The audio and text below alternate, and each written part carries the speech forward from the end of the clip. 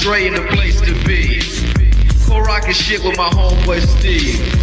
After Roadium, get stupid, son. Yo, don't think that you can get none of Dre. The motherfucking doctor, the bitch hopper, the sucker motherfucking stopper.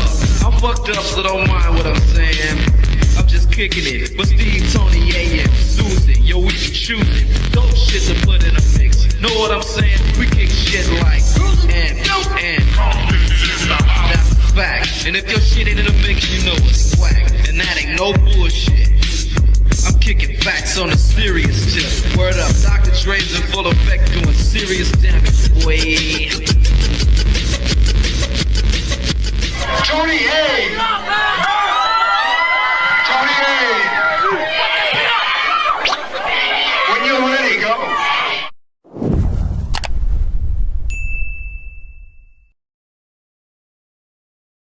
Welcome back, everybody, to Rhodium Radio episode 162. We are approaching that 200th episode quickly before you know it, and it's actually going kind of fast. And I'm grateful that everybody who's tuned in, everybody who's watching live, everybody who's supporting, who's liking and subscribing, because we wouldn't be here if it wasn't for you guys. So we want to thank you guys first for being here and supporting Rhodium Radio. With that being said, not only do we have a great lineup tonight, but the next couple of weeks are going to be really, really great. I got some great guests coming in, just like tonight. We got some great guests. So I don't have that many announcements other than submit your music at rhodiumradio@gmail.com, along with videos, music, and a short bio. Please include a short bio. It could be a paragraph long. Just give a quick description of what you do. If you're an actor, if you're an athlete, singer, rapper, whatever. We are always looking for great content and people to submit their music. People are always asking me, what do I got to qualify? Just submit your music. So all you got to do, we'll look at it and get back to you in a timely manner. Other than that, subscribe to Freaky Tales. Other than that, DOCUMIXERY.com for those of you that want to buy merch. For those of you guys that want to buy the scandalous hats, who want to buy the shirts, who want to buy the hoodies, who want to buy whatever, DOCUMIXERY.com. So, without further ado, please allow me to introduce my very special guest of the night, Celeste. How are you? Good. Happy to be here. Thank you for having me. I'm glad you're here. Where? How far did you drive from? I drove from Los Angeles County, so it was like a little mission, a little 40-minute drive, but it was worth it. Right. You know what? It really isn't that far, but when you got LA traffic. Yes. Yeah. Yo, we caught the worst time as well, because, at 4 p.m., y'all wanted like a hell of traffic. So it was bad, but good thing I made it in on time. Yes. I'm glad you're here. Mm-hmm. We're going to have a great time. But you know what? I wanted to ask you, where originally are you from? Are you from LA? Yes. Okay. I'm from South Central Los Angeles, California. I was born and raised there. I literally have been living there since I was a kid. So, yeah, but I moved around. Like, I don't have a certain street where I grew up on. I literally moved around all South Central. It was hectic growing up, but we did it. Yeah. Now, let me ask you this: what elementary school did you attend? I attended so many. So I attended Trinity Elementary School. I attended so many. I can't even. Yes. I also attended one called Center for Advanced Learning, and that's like by Central and MLK, I believe. Okay. Yeah. So there was a couple. Okay. Mm-hmm. What about your middle school? Middle school, John Adams. Okay. I thought you could say Carver. No, not Carver. What about a high school? High school, Santee. Yeah, okay. I went like when it was barely opening up, so it's still a pretty new school because Jefferson High School has been around way longer. Yeah, been around a long time. Yeah. I know. I'm very familiar with that area, so that's why I ask. Yeah. You know what? Today I was watching something, and I want to bring it up, and I want to encourage people to watch it if you haven't watched it. There's a movie on Netflix, and it's kind of old. But it's a story about a female rapper named Roxanne Shante, and it's called Roxanne. So if you ever get a chance, check it out. It's on Netflix. Roxanne is a story about a true story. I believe it's a true story about a female rapper named Roxanne Shante. Oh, that's so dope. Yeah. What is it, like her upcoming, like her story for coming She's up? She's a rapper from the 80s. Oh, dude. Yeah, and so she grew up in the same, if I'm correct, the same either apartment complex or projects that Nas did. and she's older than Nas, and they actually gave Nas, a character in there, a little cameo appearance. Yeah. That's so dope that they even have a movie about her, yo. I haven't even heard of it. Yeah, you need to check it out. It's pretty good. I was rewatching it today, and I just said, you know what, let me bring it up. Since we have a female coming in, I think it'll be dope because, that's where hip hop started in New York. Exactly. So with that being said, do you watch a lot of TV? Not really. If I do, it's like Netflix, Hulu, but not like actual cable TV. I don't know. I don't know too many people that still watch regular TV. I don't know either, honestly. And like, I think you need like a box now. You can't just watch it like if you buy a TV. I think you need like a box to watch channels. So you might as well just get Netflix, $8, a month. Or the Fire Stick. Yeah, exactly. And the reason why I bring that up is because, like yesterday, I was watching a little bit TV and I turn on the news, and that's pretty much all I watch. Now, when it's football season, I watch a lot of sports. Okay. Whether it's boxing, whether it's football, whether it's basketball, whether it's baseball. That's really when I watch TV. Other than that, I watch the Netflix or YouTube. But I rarely ever watch just regular TV. I know. What about radio? Do you listen to a lot of radio? Yes, but like. Well, not actual radio. I think I listen to more like streaming services like Apple Music, Spotify, but not really the radio. It's like literally every time I get in the car, we put on Bluetooth. So it's not actual radio. But I do love listening to just like 96.3, 105.9 if I do listen to the radio. Those are my go-to stations. And I ask those questions a lot, and I'll tell you why. Because one thing that I get a lot from a lot of artists is that they rarely listen to the actual radio stations, and they rarely, if ever, watch regular TV. And I'm wondering, I mean, from what it looks like that's going to be a thing of the past almost. You think so? Yeah. I go to my friend's house and their kids, they don't watch TV. Everything's YouTube. Yeah. Like YouTube is their TV. Exactly. Like even this show is on YouTube. It's not even like on TV. That's messed up. Hopefully not though. Hopefully not because we still need that regular. Well, like Cubo. Yes. All that good stuff. I mean, like me, I used to love going to record stores. When we used to look through records and we used to buy albums, and then that went out, and then CDs, and then just no more record stores. Now, believe it or not, I still like buying CDs. I still do. I know that it's easier to watch it on YouTube or to download it from YouTube or whatever, but I still like hard copies. I still buy movies, hard copies, and I put them on whenever I want. But yeah, it does seem like it's going to be a thing of the past, and I hope not. I hope so.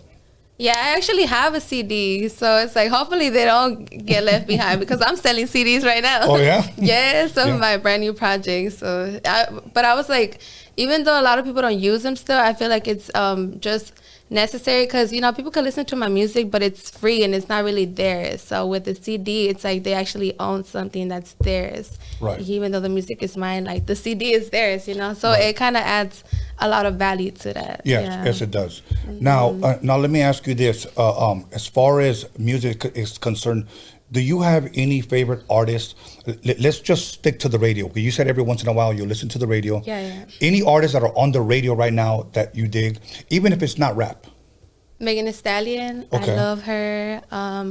Drizzy, Flo Milli. I like Drake. I do like Drake too. Yeah. And it's a lot of mainstream going on right now. Right. Like I think the only station that plays like old school is 95.1 and 99.1.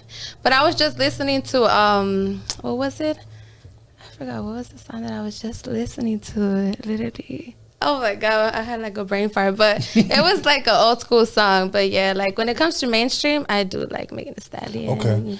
Now when you say, yeah, I like Drake, why do you say it like that? Because I know a lot of guy rappers that will say, yeah, I'm not gonna lie, I like Drake. It's almost like it's an embarrassment. Is it?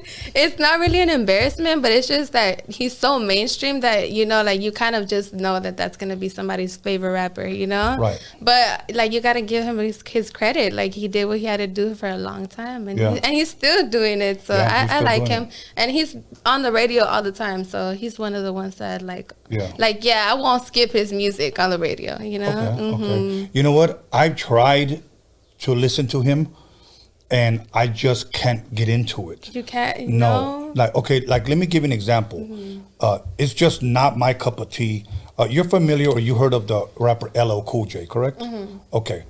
Are you familiar with his song, came out in the 80s, I Need Love? Yeah. Okay. That was the first of its kind when he came out with that song. And now girls loved it. Like, he did it right. Okay. You know, he had his hard stuff, like when he was rapping and dropping bars. And then when he came out with that, like that love song, in a sense, it hit everywhere. Okay. But it opened up a whole new door of an audience. And it was women now are bumping LL, when before LL was somewhat more of a guy thing. Okay. Even though that song was huge, my point is that I didn't like it. I was just like, dude, like, this is not my LL, you know? Yeah. So I think that Drake saw, like, okay, he did it. I think I can capitalize off of this because nobody else is doing it. Yeah. And it works. And it works because the majority of his fans are girls. Yeah, exactly. Are girls. But you know what? I can't hate on that because he's doing it. Yeah. He's doing it. That's so true. And like, well, with Drake, he's cool, you know, he's cool. He just, I feel like a lot of people think that he's stolen like a lot of like some of his biggest hits have been from music that he has, like from beats that he has gotten off of others. Like, I think it was like Who Do You Love? And he stole that from like Rapping Forte, the Players Club. So like a lot of the stuff. So maybe, yeah, he's still cool, you know, but there's still a couple of things that I like. You know, believe it or not, and I do believe that there, to a certain extent, there's a lot of artists, not just him, that have stolen from other artists. Yeah, and don't give him their credit. You know, like I don't think I ever heard him say anything like, "Oh yeah, I got it from Rapper Forte," nothing. Right. Yeah, like it's cool. I mean, it's okay to do that if you're gonna sample it, but you gotta give the credit where it's due. Like if you know that that's where you got it from, and you know you didn't make that up, then you gotta just give their credit. You know. Absolutely. You know, a lot of artists have stolen, like, from other artists, and like you said, never given credit, never even acknowledged it. Yeah. I'll give you one guy that a lot of rappers in the past have accused them of stealing, and this might even surprise you. And it may not if you've heard of it. A lot of people have said Ice Cube has stolen a lot from a lot of artists. Oh, yeah. You know, I've heard of and I'm not going to say if it's true or not true, but I will say that it's from a lot of credible people that I heard it, and I say those guys wouldn't lie. Yeah. You know, and that's not to take away like credit from Ice Cube being a dope, talented rapper, but if you stole, you stole. Yeah, and then like you said, like if you're not giving the credit, then you just really look like you're like trying to take somebody else's swag. Like you can't do that. Yeah. You know, there's a comedian. I don't know if you ever heard of him. His name is Carlos Mencia. Okay. He was really, really huge at one point, like really selling out stadiums, not just like clubs, but stadiums, 14,000, 20,000, whatever. And somebody put him on blast live on stage. They went out, they called him out because he was literally stealing jokes from comedians that were of a lesser, I guess, stature or famous. They weren't that famous. And he was stealing their jokes and then taking those jokes, putting them on a bigger platform, like on a HBO, and everybody thought that these guys were stealing from him. Yeah, from him. Yeah. Because he had like a bigger audience, so it was like more people could attack the little ones. That's crazy. Right. And the guy, I won't mention the guy's name, but the guy put him on blast, and believe it or not, his career went downhill. After that, down. He couldn't sell no more stadiums. His agency pretty much, like, from what I heard, whether this part is true or not, they dropped him. They didn't want anything to do with him. Nobody wanted to see him. They started releasing videos of the lesser comedians with him, and they were putting those jokes side by side, and it was true that. Now every time he does a interview, they always bring that up. Oh my God. I mean, can you imagine me asking you, so you stole, Cardi B's lyrics? So yeah, but that's messed up. Like how you gonna do that? And then you're gonna get away with it for so long. I think if he would have admitted it and apologized, I think maybe that industry would have forgave him. but he still denies it to this day when there's proof. Oh my goodness. Yeah, like if you would have said it, things probably would have turned out differently, you know? Right. And changed that, obviously. Don't be stealing people's stuff no more. Before we change the subject, let me bring this up. Robin Williams, rest in peace, the comedian, okay? Yeah. He said that he would be up on stage, and many times jokes would come out that he heard from another comedian. Like, it's almost like if you're rapping and all of a sudden lyrics happen from a different rapper. He came out one time and said that he would do that, and he would call up that comedian that he took it from and write him a check and tell him, hey man, I'm not gonna lie to you, this slipped out, it came out, but I'm giving you your credit and your money. Oh, you see, that's how you do it. That's how you build like great connections as well. You know, like they're gonna be like, oh, well, he paid me. You know, if you need another joke, come back again. Right. Type of thing. Yeah, that's good. That's good. So now, I'm definitely like that too. Yes, you know, absolutely. And we have to be like that, especially in this industry. You know. Yeah. Now let me ask you this: are you a fan of Chicano rap? Yes, but it just like. I'm a fan of it. I just don't listen to it on a daily basis. Like I'm really the type of person that if I don't just stick to one genre. Like I listen to everything and anything. Sometimes I'm feeling reggaeton. Sometimes I'm feeling rap. Sometimes I'm feeling R&B. Like it's not something that I'm like, oh, that's what I live and die for, you know? Okay. So you listen to many genres. Yes, exactly. Okay, not just one. All kind of music. Do you consider yourself a Chicano rapper? At the moment, like I just consider myself a rapper. An artist. Yes, an artist. Because like I don't want to just label myself, especially not right now, such early like beginning of what I'm doing. I don't want to label myself and like have people thinking that that's all I'm gonna do, because I don't think that's all I'm gonna stick to. Like if you listen to my music, like I have a little bit of rap, and then I have a little bit of like Jhené Aiko samples and just different type of things that I don't think I'll just label myself a Chicano rapper. No. Okay. Yes. But I wouldn't mind it. Like if somebody said it, that's fine. But you know, that's not all that I am. I'm like way more than that too. And I think that's good, because you don't ever want to limit yourself. Exactly. And just say I'm just one genre, because what if, let's just say some record executive hears you do a little bit of singing and approaches you and says, hey, you know what? I would like to do an all-singing album with you. Would you consider it? And then you say, no, I'm just a Chicano rapper. Yeah, and now I just lost the whole bag because I didn't want to tap in and get out of my comfort zone, you know? Exactly. Yeah, and I'm all about that. Like, even if I don't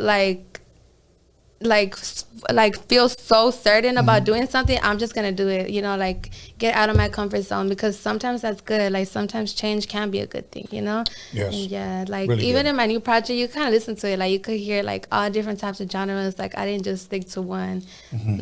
Now, let me pick your brain a little bit. When it comes to music, do you listen at all to any old school music? Yes. Like whether it's old school funk, whether it's old school hip hop, do you?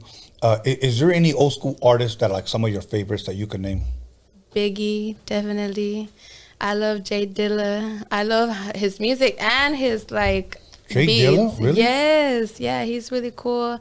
Jay-Z is a really good one that I like too. Yeah. And when it comes to women, I love Lil' Kim, Foxy Brown. You know, really, really dope artists. Dope. You mentioned more East Coast rappers, artists. Yeah, but I think that's where it kind of originated from. So I'll just be like stuck to it. But I do like West Coast. Like I do like Tupac, but I'm more of a Biggie fan. Like really? Yes, but I listen to Tupac. You know, I just like how Billy delivered his flows and certain things, and that's just kind of like what I gravitated towards more. He's so like raunchy and just ruthless. Okay. Okay. You probably already gave me your answer, but I'm gonna ask you. Biggie released a double CD album called Life After Death, and then Tupac released a double CD album in the 90s called All Eyes on Me. Okay, if you had to choose one, which one would you take, the Biggie or the Pac? The Biggie. Yes, they have Sky's the Limit. Life After That, I believe it has Sky's the Limit, which I listen to all the time. Yeah, it has to be Biggie. I had to go cool. with Biggie. And I'm gonna tell you why that's surprising. The reason why that's surprising is because if I've asked that question maybe 100 times, I would say 95% it's Pac. Pac?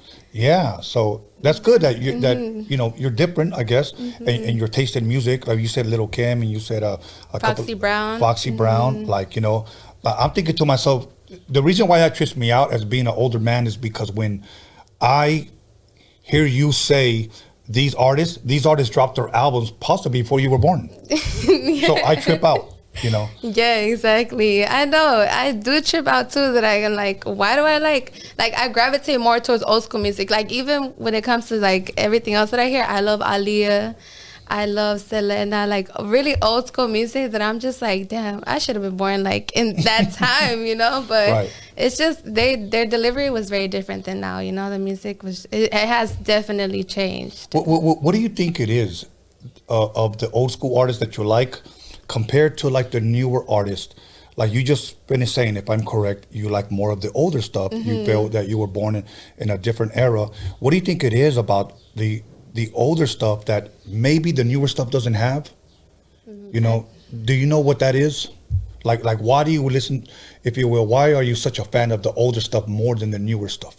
I feel like back then they were like artists would actually put their time and their energy into things like you have songs that were 4 to 5 minutes long Yes. music, and nowadays like people don't really make music that's up to 3 minutes, especially rap music, Yes. A lot of that, like they don't really put their time and effort into it. It's more about like wanting to get the streams and the plays, and like back then I do feel like the music, like it came from the artist, from the soul and the heart, and it wasn't just to get streams or payments. I think that's what it kind of is that I think I gravitate more towards. Because even like when it comes to like let's go back to Biggie, like a lot of his music had like verses, but it also had people singing in the background, all kind of like dope things that I feel like a lot of not old, like new school rappers are not tapping into, other things that can expand their audience as well. Yeah. It's just like trap or things like that. Yeah.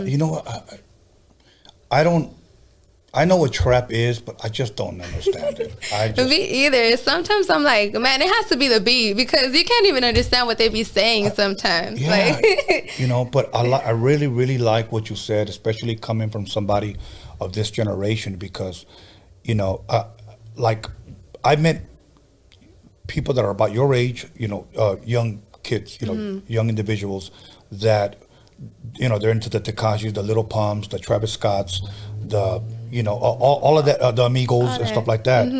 And I don't knock those artists' hustle. I don't. Yeah. But my thing is like, dude, like that music, our old school music was better than that shit. Like they put their heart and effort into it. And like I said, nowadays I don't think I found a song that's longer than 3 minutes. There's not as many, right. There's very few of them. I said this in one of my last interviews. I produced my very first album in 1990, came out in 1991, and we were signed to a major label. We did a song on there that there was supposed to be 3 verses, 3 different rappers, okay? That the last rapper couldn't make it. He just said, I'm not going to be able to be there on time. We needed to finish the album and turn it in by a certain deadline. It would be like me saying, hey, you got until October 31st to finish up your album. Okay. And let's just say it's the 30th and it's the last day of recording, like, okay, we need to finish this. Yeah, you're like, what so am I going to do? that's what happened. So we turned in that one song only with 2 verses. And it was a dope song, okay? The company didn't want to release it. They were like, it's too short. Really? It's too short. And how long was it? It was like 2 minutes long. That's so crazy. Yeah, it was so crazy. Like today, the crazy part is all the songs are like that now. Yeah. That's weird that they wouldn't want to release it. They're probably they're like, no, it needs another verse. It needs another verse. Who would have thought that would be today's norm? Yeah, exactly. Yeah. You listen to songs like More Bounce are like 10 or 13 minutes long. Songs like by Funkadelic, Knee Deep, 13 minutes long. You listen to the long version of Atomic Dog, and we listen to those songs all the way through. Today you have 2-minute songs, and we can't wait for those motherfuckers to finish.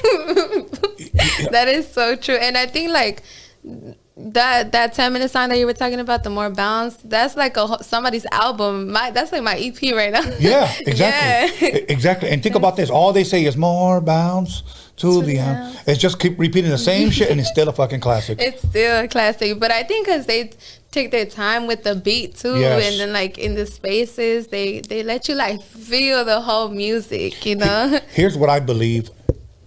And I know people say, oh, he's just hating. No, I just need to try to make a point, and I think you'll agree. They made songs that were going to last a lifetime forever. Mm-hmm. Okay? I mean, look at, I was back then it was junior high, we call it middle school today. I was in junior high school when that song came out. Okay? And today, I still be bumping it. That song came out before you were born. Yeah, okay? Yeah. And you're bumping it. So they made it a timeless classic. Yeah. Great music has no expiration date. Mm-hmm. Today's artists will probably be forgotten in less than 3 years. No, yeah. It's then like a lot of the people that are like you said, a lot of the artists, they're not aiming towards like longevity. They're literally aiming for like the money right now. Right, like literally like right now I want my money pronto, you know. And it's like longevity is good too, because you know you might not get paid right now, but if you wait it out, you might get paid bigger and better next time, you know. Like good things come to those who wait. So. Good things come to those who wait, and you're right. You need to take your time. I know somebody because I listen to a lot of oldies, and when I say oldies, just not necessarily the rare ones, but like Marvin Gaye, Mary Wells, Al Green, and stuff like that. And somebody asked me, I did an interview and said, why do you think those songs are still classic today? Like, what do you think it was about that time that those songs lasted a lot, like a lifetime? Here's what I said. Because they were broke. That's what I said. Because they were broke. They were hungry.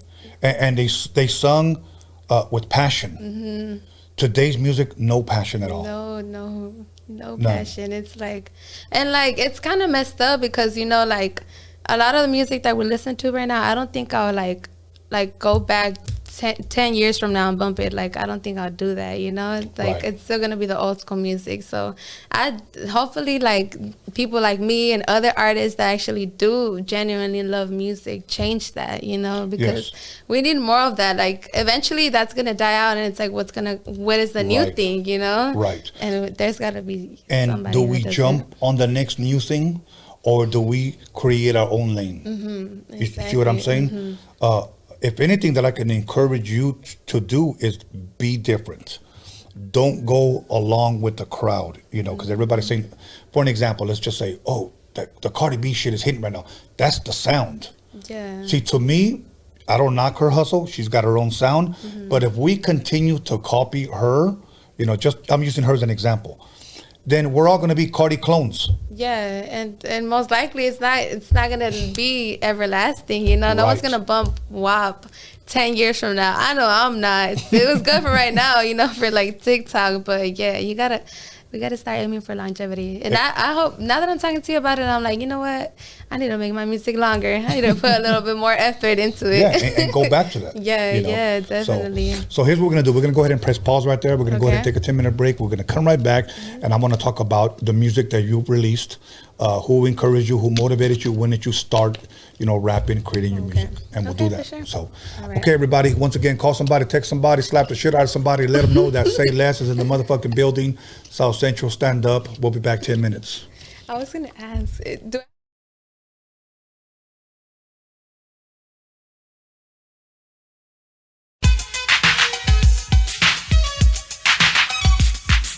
Yo, call somebody, text somebody, slap the shit out of somebody. Let them know that Rhodium Radio is live up in this biatch.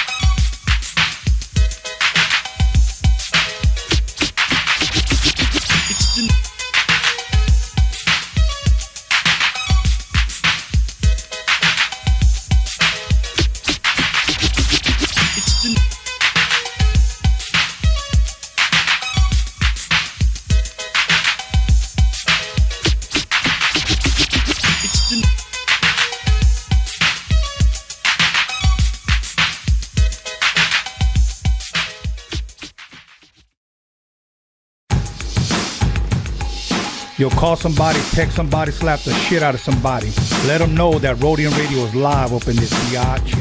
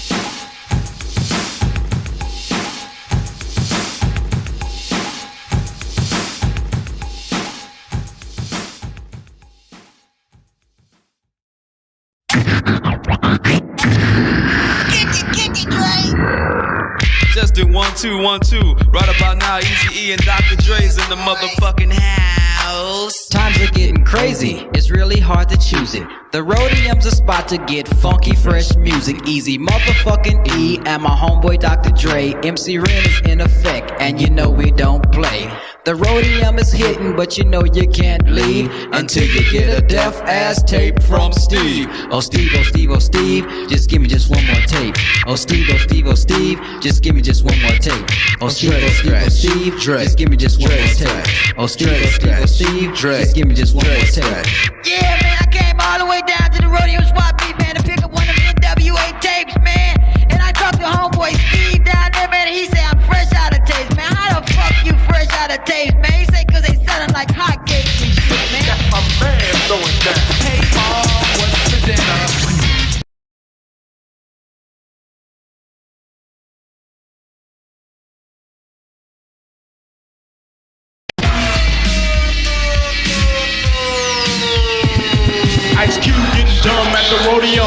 funky drum, and you know my man Steve can get some. With a fool like Tony A when he plays stupid dope shit by WA. You wanna spray? Dumb motherfuckers, no doubt. And sucker DJ. Get the fuck out. Tony A. What did you say your name was? What did you say your name? Tony A. I have won 1 million battles.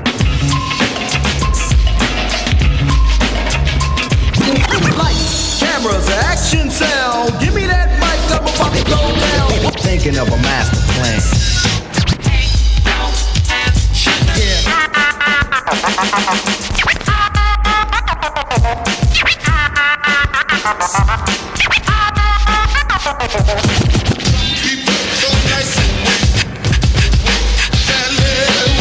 This story's funny. I met this girl and she had money.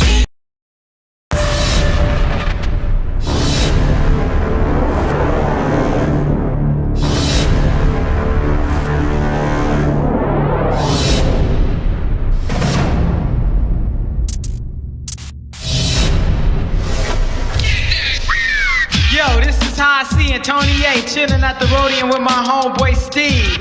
Be on the lookout for our new 12-inch. The shit is dope.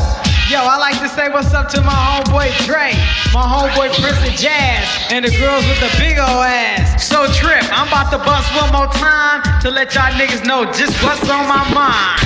In the morning, police at my door. Fresh Adidas squeak across my bathroom floor. Out my back window, I make my escape. Didn't even get a chance to grab my old school tape. Mad with no music, but happy cause free. And the streets to a player is the place to be. Got a knot in my pocket weighing at least a grand.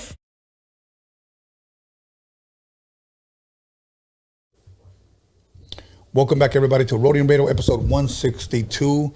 And you know what? I'm not gonna don't have any announcements, so I'm gonna say less and jump right back into it with say less. So you know what inspired that name? Well, growing up in the area that I did, In the hood. yes, literally, you always hear somebody saying "say less," you know. And at that time, I was like 13, 14 in high school, and people were saying it, but I really didn't think much of it. Like, oh, that's gonna. I didn't even think I was gonna be doing what I'm doing today, you know. Right. So one day I just went on Instagram and I changed my name to @say less. That was before I even started doing music, and from there I was just like, oh, well, you know, my name is Leslie. It kind of adds up. It's clever, you know? Right. And then after, when I did start making music, I was just like, this is just the perfect name because it's not my actual real name, but it's something that also represents like South Central in the hood as well, you know? So I'm just like, I'll just take it with me, you know? So say less let's just say for somebody who doesn't live in the hood, who lives maybe in Europe or even in Japan, and they're trying to understand, okay, what does say less mean? It'll be like, you know, be quiet. Yeah, don't exactly. talk much. Literally what the name actually means. Yeah. You know, no hables. But really what I'm trying to say is say less, like say my name, you know? Because my real name is actually Leslie, you know? Leslie. So say Leslie. Yes. I like people to say it's weird because I'm a rapper and they're like, you should, like, I've been seeing like little comments like, oh, you should do what your name says and say less. But I'm like, yo, it would be dumb if my name was like Natasha and I named myself Say Less. Then I would understand, you know, like what's the point? But I think it's pretty clever, and I just, you know, it's very hood, and I feel like it explains like where I come from a lot. So you know, I wanted to ask you, what type of music did you grow up with at home? As a little girl growing up, what would your mother and your father play?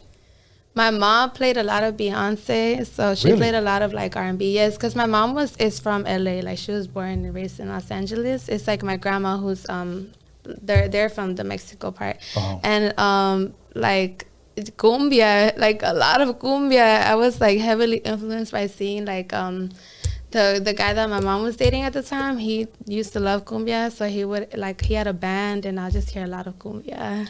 Wow. Yeah, it was very different stuff, you know. That's some of my favorite music is cumbia. Cumbia. Yeah. So I like that, and I like some reggaeton. You know, I'll be honest with you. I don't believe me. Some of the greatest music that a lot of Latinos like is salsa. I've never really been a fan of salsa music, you know. Neither have I. But I love cumbia music, so. It's like that song, no es así que la vida es como. Is that the hay que llorar, something like that? Is that salsa? I'm not even sure. Yeah, like I don't really listen to salsa either, if I had to say it. But it's still a cool genre, I'm pretty sure.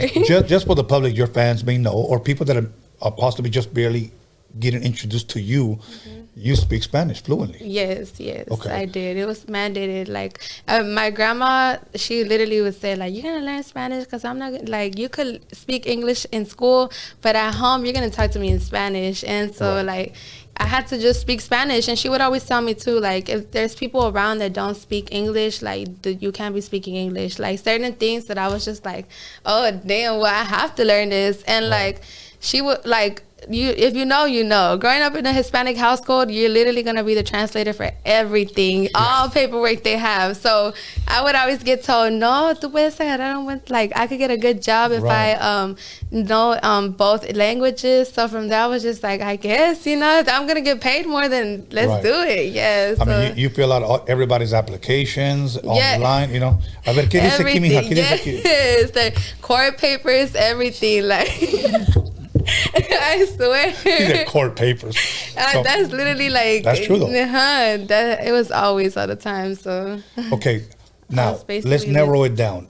What was it that inspired you to start rapping? Was it just listening to rap? Was it someone that said you got it? What do you think it was? It was listening to a lot of rap, but when I was in high school. You know how I was in Santee High School? Shout out to Santee, even though I hated it, and they were about to kick me out.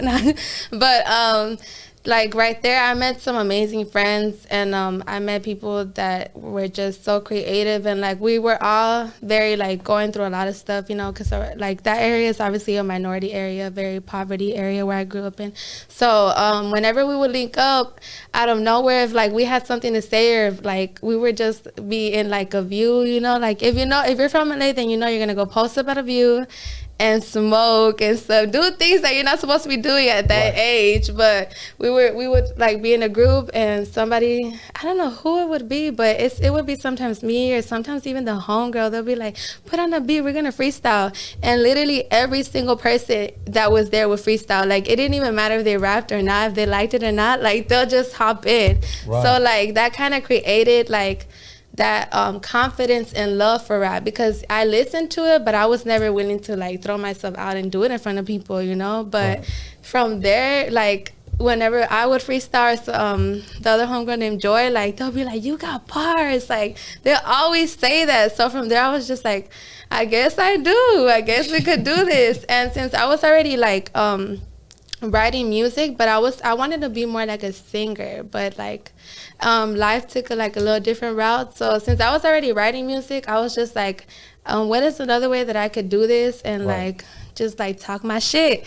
And luckily rap is like a very great genre that you could do that, and then you don't gotta be singing, you could express how you feel. So that is literally what built like my confidence and love for it. Like all them freestyles that we would have in a circle growing up, that's like what built that.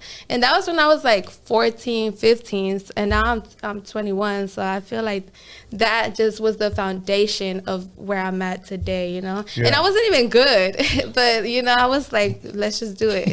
I don't think I was good. Like my pen wasn't as great, but I still had that like strive. Like I want to do music. It's something that I love, and how can I do it, Do you write your own stuff? Yes. Okay. Everything. I can't pay nobody to be writing my stuff. I'm poor. I'm barely surviving out here. Imagine if I had to be paying somebody. Yeah, I mean, there's some people that pay people for lyrics. That's crazy. I mean, that is, say who. Like, if you got money, then by all means do it. I'm not talking down on nobody that does that, But right now, I can't be doing that. I got to write it out, and everything that I feel, I just write it down. Okay. Now let me ask you this. Let's go back to your first recording session. Do you remember it? Yes. Okay. Tell us a little bit about it. What was it like? It was horrible. The studio was not the best, you know, because I didn't know about no studio, so I literally went, and the person charged me $100 for one song, just to record one song, and the song was like done like in 15 minutes. So he made his quick little $100 in 15 minutes. So he produced the beat himself? No. I already had the beat. It was called Airplane by Plain Jane by A$AP Ferg. Okay. A$AP Ferg or A$AP Rocky, I'm not sure, but it was that beat, and I just used it, and like it was $100, and the studio wasn't even that great. Like the conditions weren't as great, but that's literally when I was beginning, so I had no idea like how much studio time would be, or like I had no idea about none of that. I just wanted to record a song and put it out. How many times did you go over your verses, like when he recorded you? I went over them like twice. I didn't really do a lot because I just didn't like the microphone or nothing. So I was like, you know what, I'm just gonna pay this man. He still let me come in here and record, and I just left. I was very disappointed, but it's okay, you know. You live and you learn. Like I had to go through that to get to where like I'm at today, you know. Like right. Now I actually found like a good studio that does do quality work and everything. That's good. Like, yeah. But like you said, you learned, you know. Yes. I mean, damn, I even feel bad you having to go through that. So. I swear, that was when I was I was like 18, you know. I had no idea what I was getting myself into. And then you had $100, and here you go, and you weren't even happy. No, I was so sad, but it's like I wasn't gonna just start a whole like fight and be like, I'm not gonna pay you, you know, like right. the man let me use his studio or whatever. So I was like, yeah, I'm just gonna give him this money because I don't want him tagging me on Instagram saying I didn't pay him. Right. Now, wow. So, hey, I'm pretty sure a lot of artists have gone through some shit that they probably don't speak of, you know. They probably don't. You're gonna only show the good. You're never gonna speak about the bad. No, but I'm glad you shared that because. Yes. What if there's young females just like yourself listening and saying, fuck, I went through the same thing. I know what she's talking about. I can relate. Yeah. And you're being very transparent. You're being very honest. So now, you recorded that song. Did he give it to you in a CD, MP3? How did he give it to you? He emailed it to me, to my email. Okay, so he emailed it to you. Now, you play it for family or friends. Yeah. What was the response? They were like, it's okay. Like, I think you could do it again. But me in my head, I was like, no, it's great. You know, like, I don't care what y'all say. Like, I'm going to put it because it was my very first song. And I really wanted to put out content. I was like, if I get older, like, it's not going to happen. You know, I have to do it right now. So their reaction was, it was funny. But I still did it. Me and my little self, I was like, yeah, I'm going to do it. No, we all got to start somewhere. Yeah, my first DJ gig, I was in middle school. I had one turntable and a cassette deck. I didn't have two turntables. So but they told me, if you want a DJ, this is our equipment. Go ahead. So I had to think creatively. I had a stack full of records. So I recorded all those records onto a cassette. So I knew this record is on here. I'm going to play this first. And then the second record, I'm going to play on the turntable. So I'm going to try to mix it in.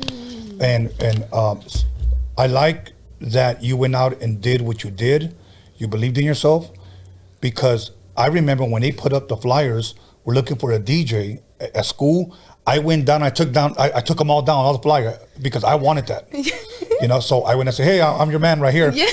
And I'm gonna be honest to you, I didn't know what the hell I was doing, but I knew I wanted to DJ. Yeah, so you were like, let me just do it. Yeah, I want to do myself in there. So they showed me the equipment, and I was like, oh yeah, I'm very familiar. I didn't know shit.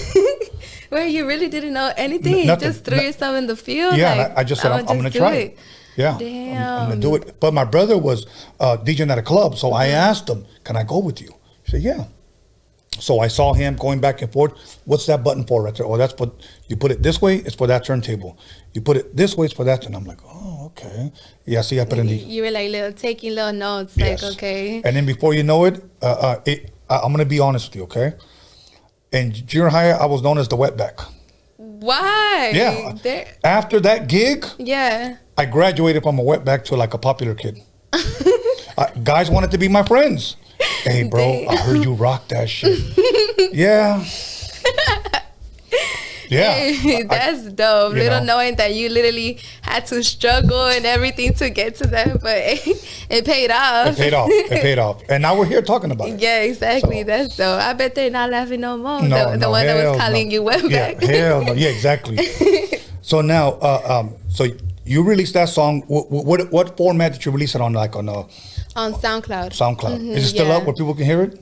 No, I took it off.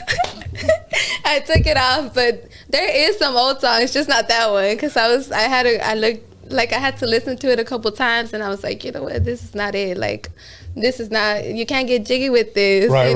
Yes, I took it off, but how old were you when you filmed your first video? I'm sorry. How old was I? Yeah. Like, you did that song when you were 18? Yeah. Did you film anything for that video? No. For that song? No, I was just consistently dropping music on SoundCloud. So my first video had to be when I was already like 19, yeah. Okay. Like, actually, I had just turned, yeah, it had to be like 1920, yeah. Okay. Honestly, yeah. Because it was after my birthday and like a couple of days after. But it's on YouTube still, that first video, if anybody want to check it out. Did you hire a videographer or was it like a cell phone video? No. I hired a videographer. Luckily, he didn't overcharge me and I was able to do it, yeah. But it was a very small song. It was like 2 minutes long and it was a remake to When I Come Around by Dom Kennedy. Okay. Yeah, so it was cool. I like the visuals still. That's why it's still on YouTube. So on 18 years old, you drop it on SoundCloud. You start releasing singles. Mm-hmm. Did the word start getting out there that Say Less is, if you will, dropping music? And did your fan base start like, when are you going to drop another one? When are you going to drop a video? Did any of that start immediately, or did it start taking a little while? Honestly, it kind of did start at the beginning. Like, I dropped, even the song that I'm talking about that was bad, like, people shared it and people were, like, tuning into it, you know. I kind of did, like, its little numbers.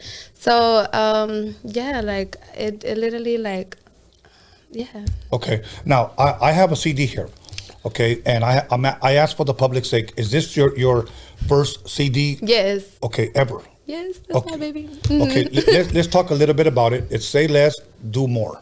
Okay. Yes. In other words, don't talk about it, be about it. Exactly. Yep. Okay. And throughout the whole time that I was doing that, I wasn't really like posting it on like Instagram and stuff, like, oh, I'm doing this. Like, I'll just say some things, but I wouldn't really fully release what I was doing.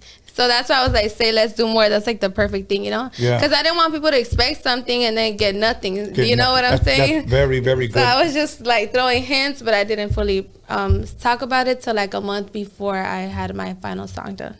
I'm glad you did that, because learn from my mistake. I was filming a documentary, okay? I didn't know how long it was going to take me, because at that time I was very unexperienced. Yeah. I had all the right equipment. I had the right team. You know, we had everything ready. I just had never done anything of that magnitude. When I first started doing this documentary, I thought it was going to be about 45 minutes long. Well, it turned out to be 3 hours. Okay, it turned out to be 3 hours. Yeah. And what happened was, we thought we'll shoot it in a couple of weeks. It took a whole year. Oh. A whole year to film. Yeah. To edit now. So now you have a whole year's worth of footage. Yeah. And now you have to bring it into this program, Final Cut Pro. And then now you got to brainstorm on who's going to go first, who we're going to interview second, what are we going to put here? You know, all of this. The editing part took another year. Here's where you can learn, on other people that are watching can learn. And I think you did it with this. My mistake was that I was promoting coming soon while I was still filming. Oh, okay. No, definitely. See what I'm saying? And you didn't do that. Yeah, I didn't. Because that's literally like what I wanted to avoid. I wanted to avoid like exciting people and then they get nothing. And I'm like, damn, I just, you know, like people that were really supporting me genuinely probably not going to take me serious because of that, you know? Yeah. That's crazy though. And like you had to pay for it out of pocket too? Yes. It was all me. And believe me, my ass almost went broke on that motherfucker. You know? Hey, but you made it too. Yes. And you know what? Damn. It's very, very good. We released the 1 hour version of it because it's 3 hours. The 3 hour version, you can watch it on my website. Of course, you have to pay for it. But the 1 hour film festival version, you can watch it on YouTube for free. Okay. And it's based on the 80s mixtapes. Okay. And the crazy thing was, and I still remember, I had a faithful follower. When's it coming out? When's it coming out? He was always, when's it coming out? So I'm thinking, okay, I got to release a trailer every so often. Yeah. And then the same guy said, dude, it's been a year. What's up? And he really told you. Yeah, he did. I feel so damn bad. Because that's like a genuine supporter, yes. Someone who's waiting. Yes. So I feel it, you know. So if you're an artist, please wait till it's done. Whether it's a movie, whether it's a book, whatever. Yeah. You know, just wait and then promote it. Mm-hmm. You know? Yeah, definitely. So let's go over. That one took like 8 months to make. Okay. It took a while, yeah. So. Okay. You have 5 songs on here. Yes. A.DA Dreaming. What is A.DA Dreaming about?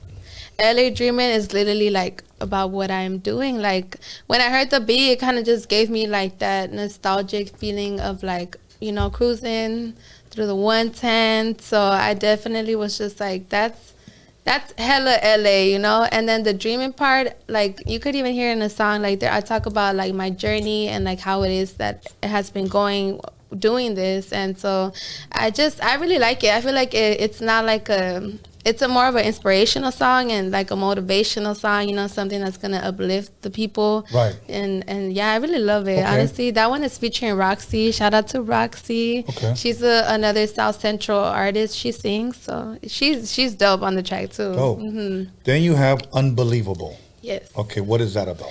That is a Biggie remake to Biggie's Unbelievable song. I made the remake. I had somebody basically take his beat and sample it, and I just wrote over it. And that one, I actually felt like it was necessary to put on there because I was like, I love Biggie, and you know, it's like it's like a way of me paying homage to him, and just so people can know that I'm like, I have that type of energy too, you know. Just because I'm a girl does not mean that I'm only gonna be like making happy music. Like, I like to cuss too. I like to do certain things, you know. So it's like I really just wanted that on there, so people can know. Like, dope.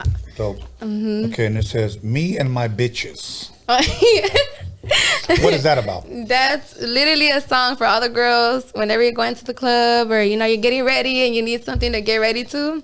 That's the song. Like, yes. So you put on your lipstick and your eyelashes? Yes. Actually, it takes me 2 hours to get ready, so I need to make way more music. Yes. Okay, and then That Bitch. Yes, That Bitch. What is That Bitch about?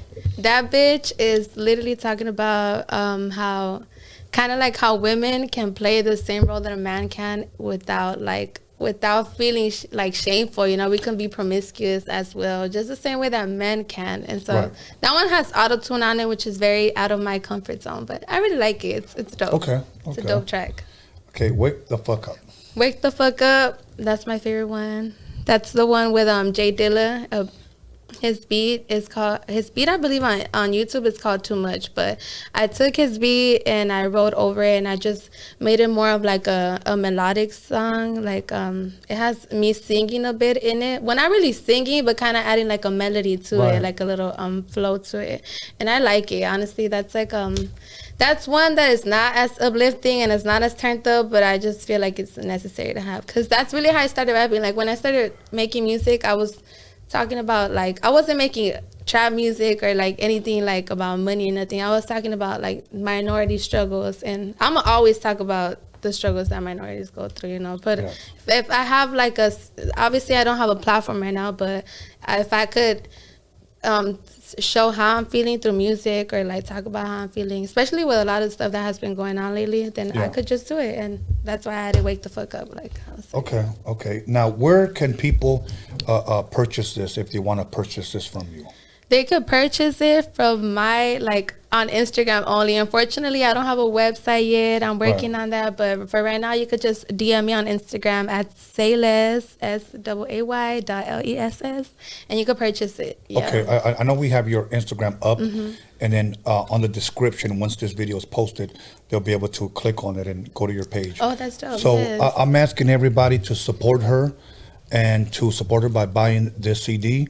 And would you sign it if somebody wanted Yeah, I actually have. Like, I shipped that one to Dallas, and they wanted to sign. I signed it. You know, I even had to like take off the wrap because I'm like, what if they take off the wrap? It's not gonna be worth nothing no more. Right. So I took off the wrap and I signed the actual CD. I'll sign it. Yeah, if they tell me to sign it, I'll sign it. That's dope. You know, let me encourage you in this, okay? Because I think this is the trap that a lot of artists from LA get stuck in. They always think this. I want to come out with my own album, but so-and-so over here, man, he's got that sound packed down. Over here, this guy over here, he's dope. The competition is too high for me in LA, so I'm not going to do it. I had rappers that were starting, maybe about your age or a little bit older, like, you know what? I'm like, hold on, man. Do you believe in yourself? Well, yeah. Well, you're not showing me that. Yeah, definitely. You're not showing me that. I told them, when you produce your record, think outside of LA. Think outside of California. Okay, you said you sent one to Dallas. Okay. Yeah. What I've known rappers, and this is the God's honest truth. They were from out here. Nobody bought their shit, and I'm gonna tell you why. Because LA is very fucking prideful. Yeah. Very prideful. Many of them do not support their own. Yeah. They'll talk shit about anybody, but they will not support their own. But this guy was huge in Texas. Oh my goodness. Huge in Texas. And he was getting $5,000 a show out there. He would come back here, nobody knew who he was. But you know what he said? I don't care anymore. Yeah. I've known these rappers. I don't want to name them because I want them to come eventually and share their story. Yeah, exactly. I've known rappers that nobody bought their shit out here. Everybody said that they were fucking whack. They're horrible. They were a group of two guys. Exactly. They were huge in Europe.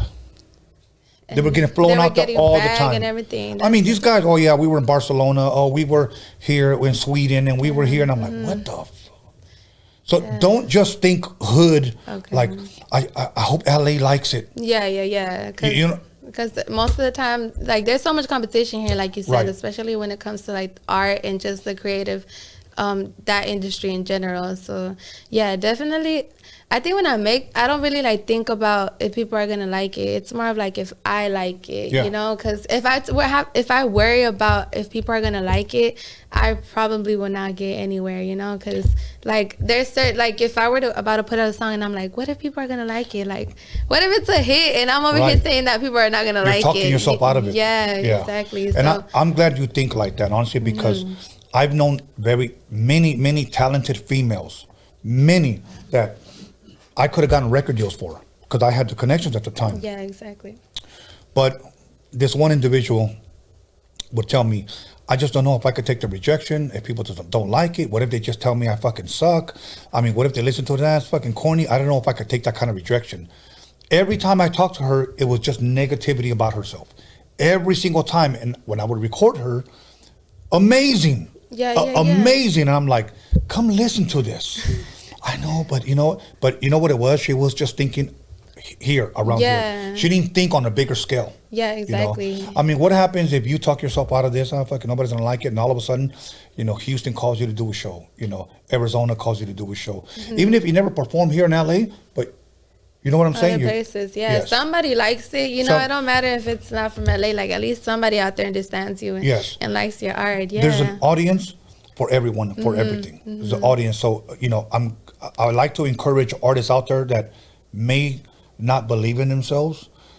Don't let anybody stop you from fulfilling your dream. Exactly. If this is what you want to do, do it. If people say they don't like it, don't buy it then. You know? And don't comment negative stuff. Just keep going on with your life. Yeah, just keep it pushing. So true. I feel like we are our biggest critics. There was times when that would happen to me, but then I'm like, you know what? Like, I can't keep thinking like this. Like, whatever you put out is what you're gonna get. And like, if you show that you genuinely like the music that you're making, other people are gonna receive that energy and possibly just, you know, reciprocate that, you know. They're gonna reciprocate that energy towards you and be like, oh yeah, it's dope, you know.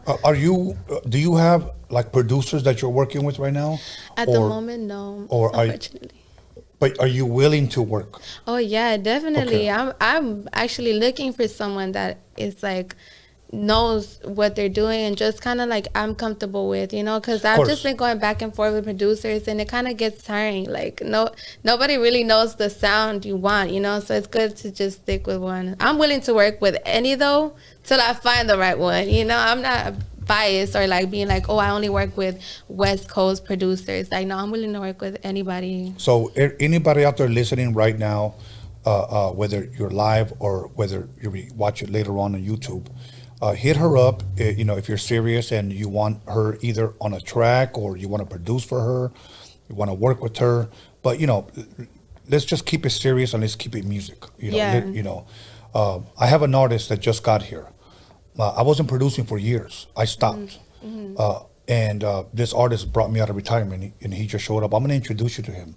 I'm working with him because I think we found his sound. And it's very, very important that you find somebody that finds your sound. Exactly. That makes you look good, through the music. So I'll introduce you to him when we go to break.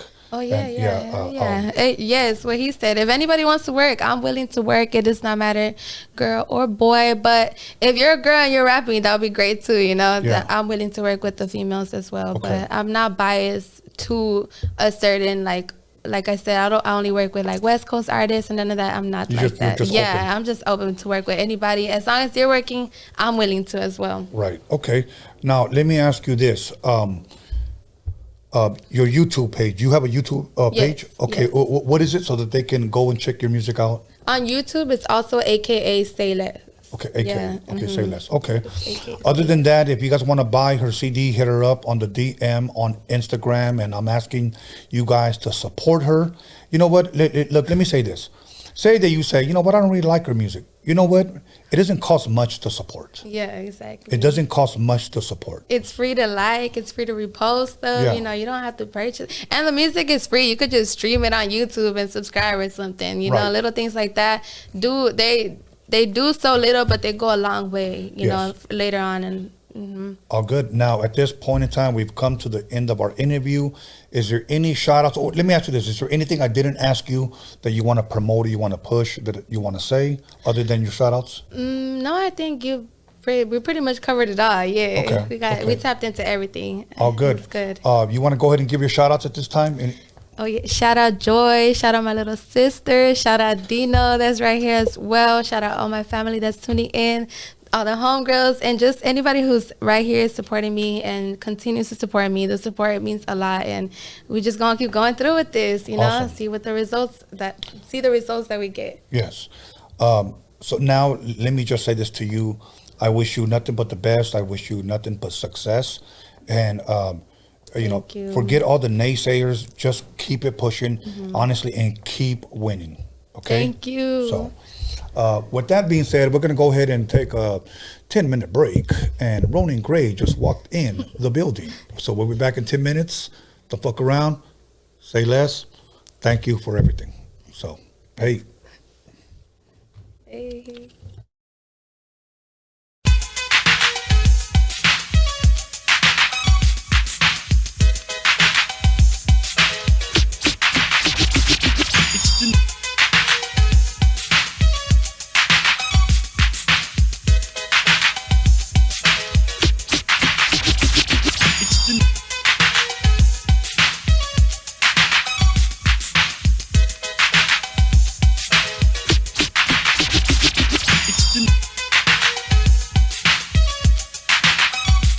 You'll call somebody, text somebody, slap the shit out of somebody.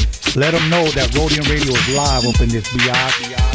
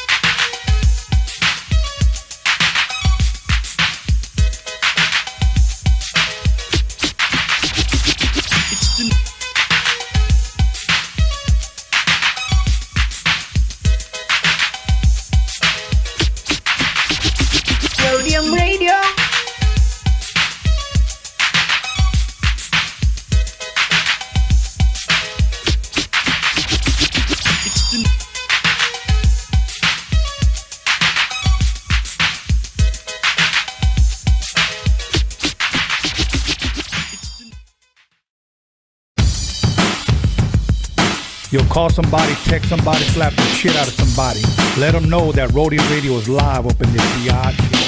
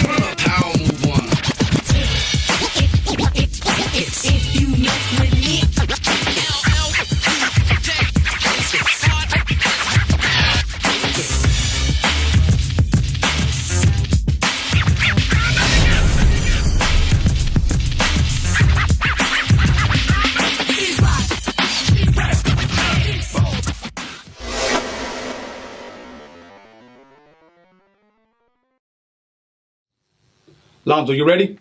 Yeah, I'm ready. You ready? Yeah, I'm ready. You sure? Motherfucker, I'm ready, goddamn!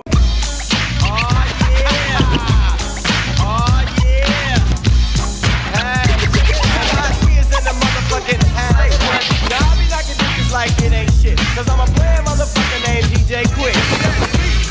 It's a full-time jack move. Billy Joe, yo, homie, make the track move. Style, man, mama keep the big changes. Sweat dripping, girl, it's a little when you chill. Walked in the house, got shot. 1, 2, 3. Motherfucker, don't down this shit. This is it, y'all. Daddy. I'm kick your ass.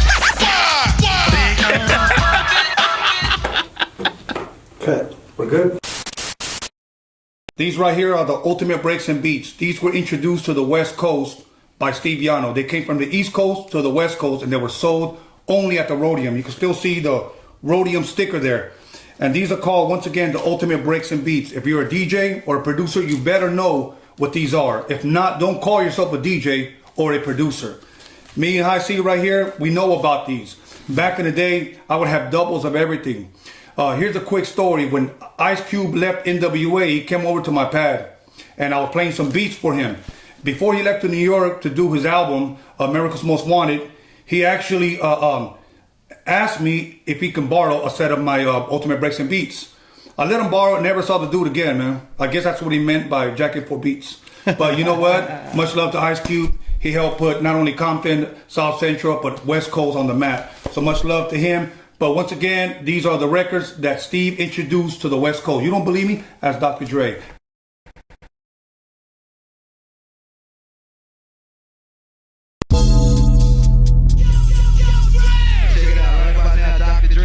And I'm about to cold tear shit up. AOT, you got a level? Steve, hit record, man. Get busy, easy, and Tony A on the 12 technique, see? Here's a little something by a nigga like me. They never should have 55 cents from the scene. Yo, this is your name, that's me.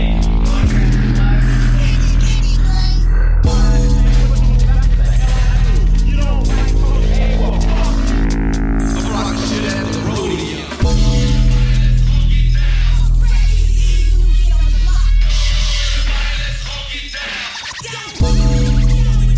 Let's do 1, 2, 1, 2. Right about now, you need Dr. Dre's in the motherfucking drop that baby, baby.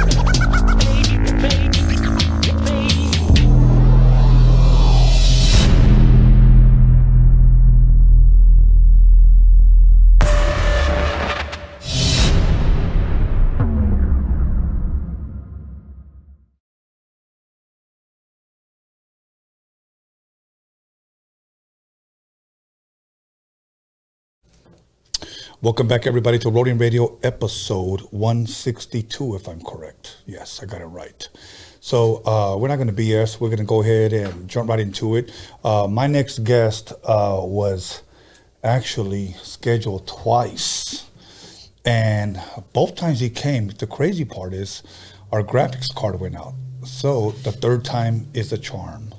So with that being said, please help me welcome Ronin Gray. Thank you for having me, Tony. You know what? I'm glad we finally got it to work. Yeah, it's you know, it's like it's gonna work when it's meant to work. You know what I mean? Yeah. I didn't take it personal. I understand that there's technical difficulties. I was excited just to be on your show, anyways. You know, so even though 2 times that I did come, I felt honored to get to know you a little bit better. You know, it takes away a little bit of the nervousness and anticipation of actually being on your show. Right. Well, you know, let me say this. That when you came the first time, man, I was really looking forward to it. Didn't happen. And it was saddened because the other guest drove all the way from Fresno. Yes. You know, and that was the sad part, you know. And then we invited you back again, and then for some reason it tripped again or whatever. Yeah. So we finally got it fixed, and just to let everybody know, it was the graphics card on a brand new computer that went out within like 8 months of having this brand new computer. But enough of that. You're here. I want to chop it up with you because I think you're a very interesting individual. But here's what I want to do. I want to do something a little bit different before I get into my questions. Who is Ronin Gray? Share a little bit about yourself. Ronin Gray is a performer, an artist. I'm a rapper. I'm an actor. I've done stand-up comedy. I write. I consider myself a poet. You know, writing raps are poetry to song. And I produce content. I'm just in love with art and entertainment. That's kind of my thing. That's been my salvation throughout my life, being a creative individual. And yeah, that's who I am. That's who Ronin Gray is. Okay. My first question, I already know, but for the fans' sake or for the people that know you and for the people that are getting to know you right now, where originally are you from? I grew up in the Boyle Heights area of Los Angeles, okay, just east of downtown LA. But Boyle Heights has a history, a history. Yeah. You know, and I met a lot of artists that are from, a lot of talent has come out of Boyle Heights. Yeah. A lot. And you know, I know you usually say I'm a Boyle Heights native. Yes. And I think that's dope. When I had first heard of you was actually through my son. You know, my son told me this. You need to get this guy on. Yeah. And I will be honest with you. I didn't know who you were yet. He sent me a video and it said Boyle Heights. And I said, this will be interesting. just because of where you were from. Thank you. Because I know so many people that are from Boyle Heights. Yeah. So everybody watching is from Boyle Heights. Boyle Heights, stand up. I got love for Boyle Heights. Yeah, shout out to Boyle Heights and the whole East Side. Yeah, and so I started watching that vlog that you did. I thought it was very, very interesting. But before we get into that, by the way, that hit 1 million views already. Yeah. Thank you for the audience for watching. 1 million views is it's cool because when I did it, I didn't anticipate that people were going to be so receptive to it. I thought I just did it. I just woke up and I said, I got to do this vlog tomorrow. And, it crept up on 1 million views and that's cool. Even you being from Wilmington, there's nothing greater than showing pride and honor for the city that you're from in a positive way, especially, so. Yes.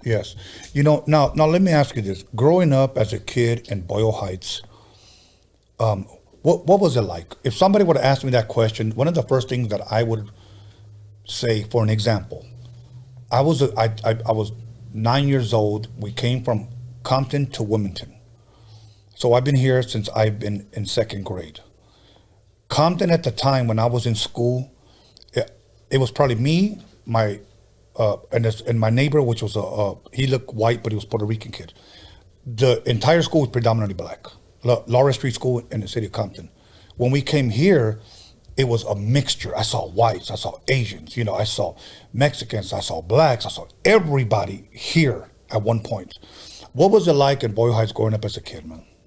I would say the population there is 95% Mexican American, Chicano, Latino.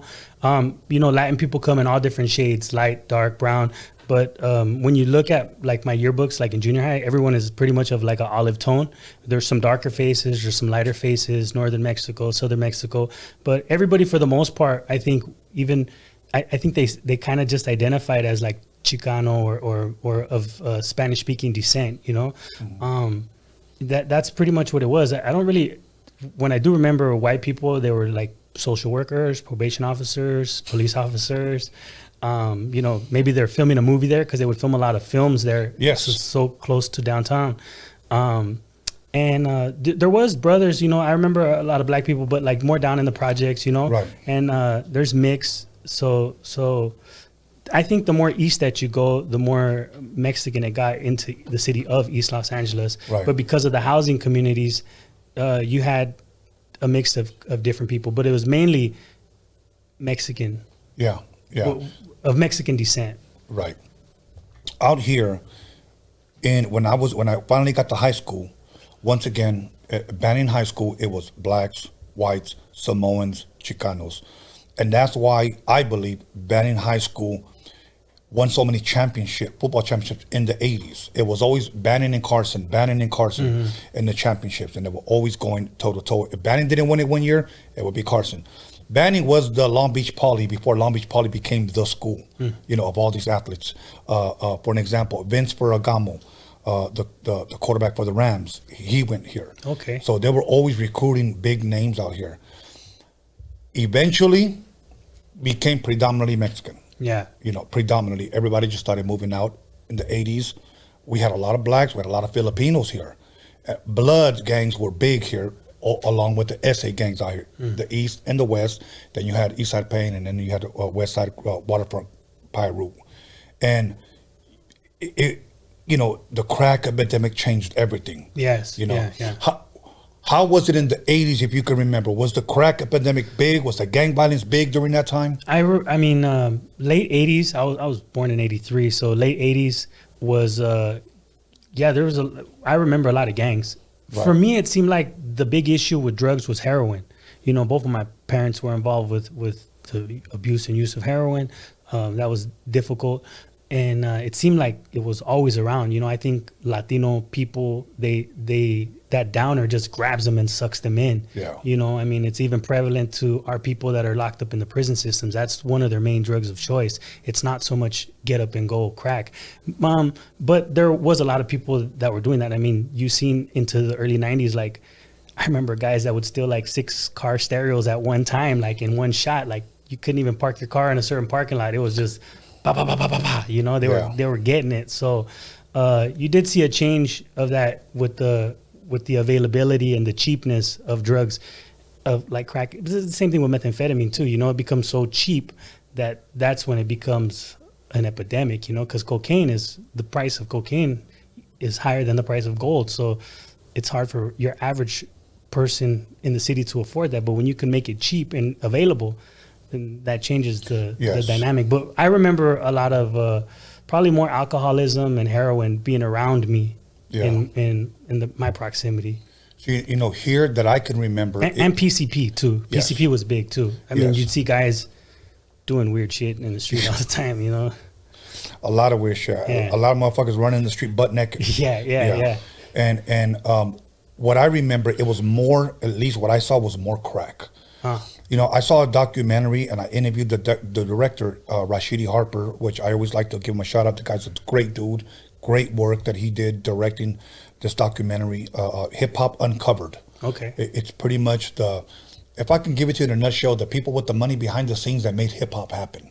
I've read some articles about that, about the influence of music and them promoting gang culture and making like prisons cool and stuff like that, you know, and the media pushing that agenda to black and brown people in order to make them feel like that's what you got to do to become a man or to be successful. Right.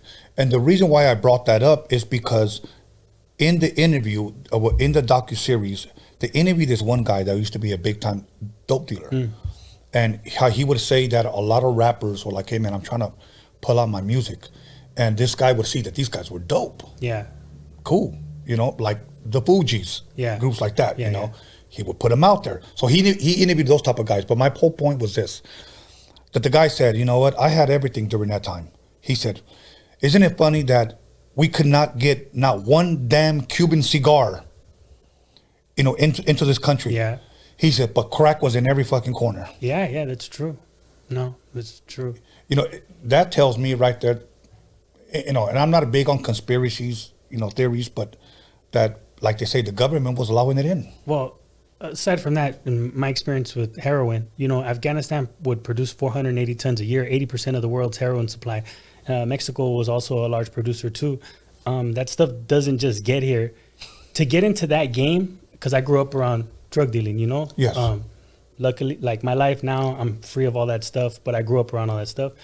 To get into that game, you have to be somebody. You can't be no chump. You can't be no pushover, because even on the price of cocaine, you're saying if hypothetically a kilo of cocaine was $20,000, you're going to be paying 5 times the amount of a kilo of cocaine for heroin. It's a whole different ballgame. And it's the guys that are involved in that are plugged in with politicians and government. And it's, if they're in it and there's somebody, I mean, in my experience, I've always seen they hold political power too, you know, they have influence. So yeah, it's not just coming from some dude in the streets. It's always coming from somebody that has influence. Yes. Political influence. There's a documentary on Netflix, because whenever I have time, I try to watch a lot of documentaries, you know. Yeah.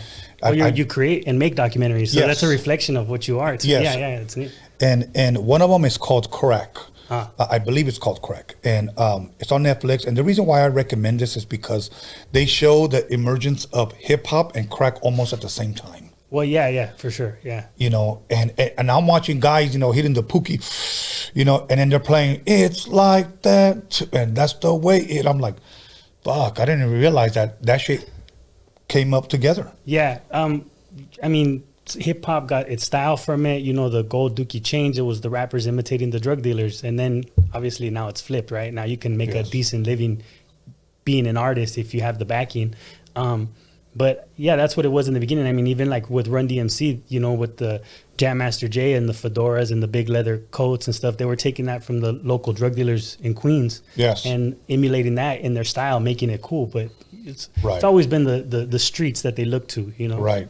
You know what, Ronin, now I want to tap a little bit into you being an artist, because you said you rap, you act, and you said amongst other things. Yes. When did the rapping start for you? Well, this is an interesting story. In 1991, I think I was in the 2nd grade. This kid came to school and he sang the Beastie Boys' Paul Revere. And I was like, wow. And I seen how all the other kids got around him. And I was like, man. And he was a friend of mine. And I was like, I could do that too, you know. I don't know how old are you in the 2nd grade, what, 7 or 8 years old or something like that. So I went home and my mother had a tape. It was a single. And it was by this artist named High C. I don't know if you've ever heard of him. and the tape was called "I'm Not Your Puppet."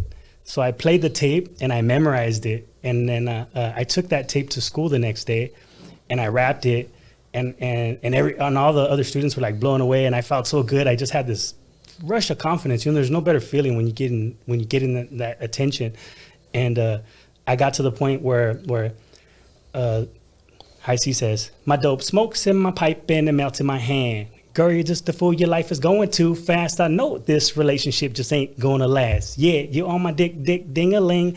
And the teacher was like, "Oh no, we're not having that," you know? And they called my mom, and my mother, of course, she couldn't be mad at me because that was her tape. It was her tape. So she just like, "Oh my God." So of course, in front of the teacher, she had to act like, "Oh man, you can't be doing that." She just laughed or whatever. So one of the very first influences that I had in hip hop was High C, "I'm Not Your Puppet," produced by the wizard Tony A. Oh wow! Sorry, I don't know. No.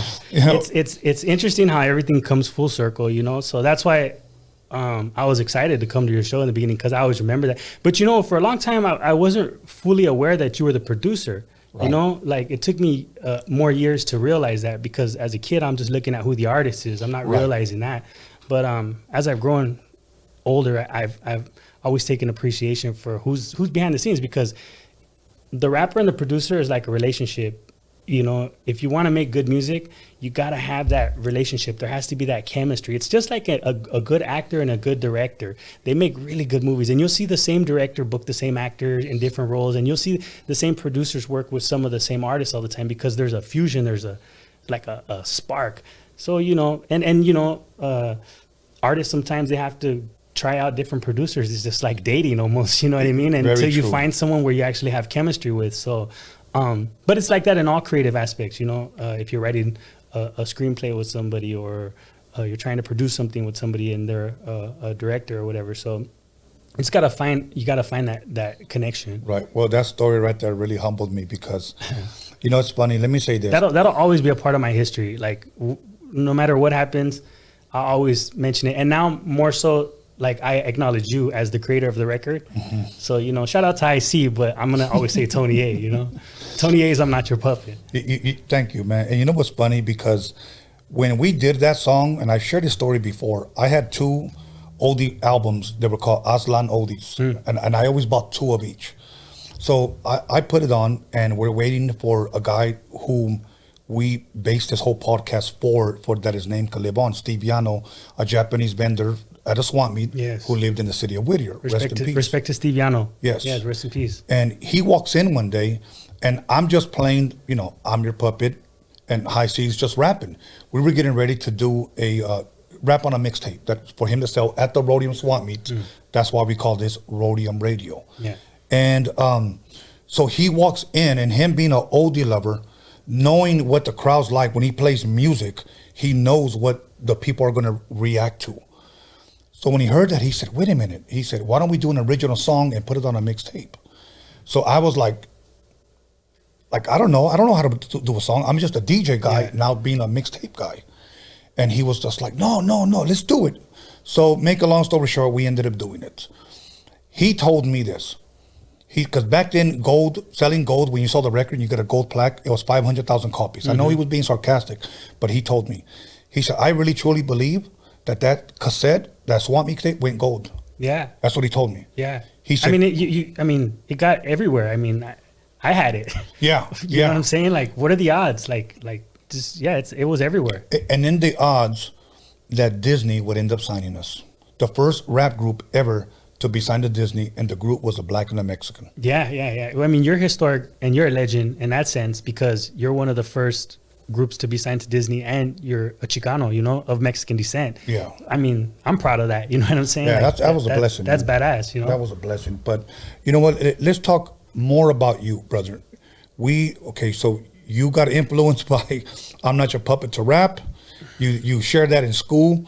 Now, let's talk a little bit about the acting, and then we'll go back and forth between acting and rapping. Cool. So, how did you get into that? How did you get introduced to? So I started in music, and you know, like as I created more albums, and I got caught up in it. You know, I was actually out there selling drugs, and I got caught, and I went to prison.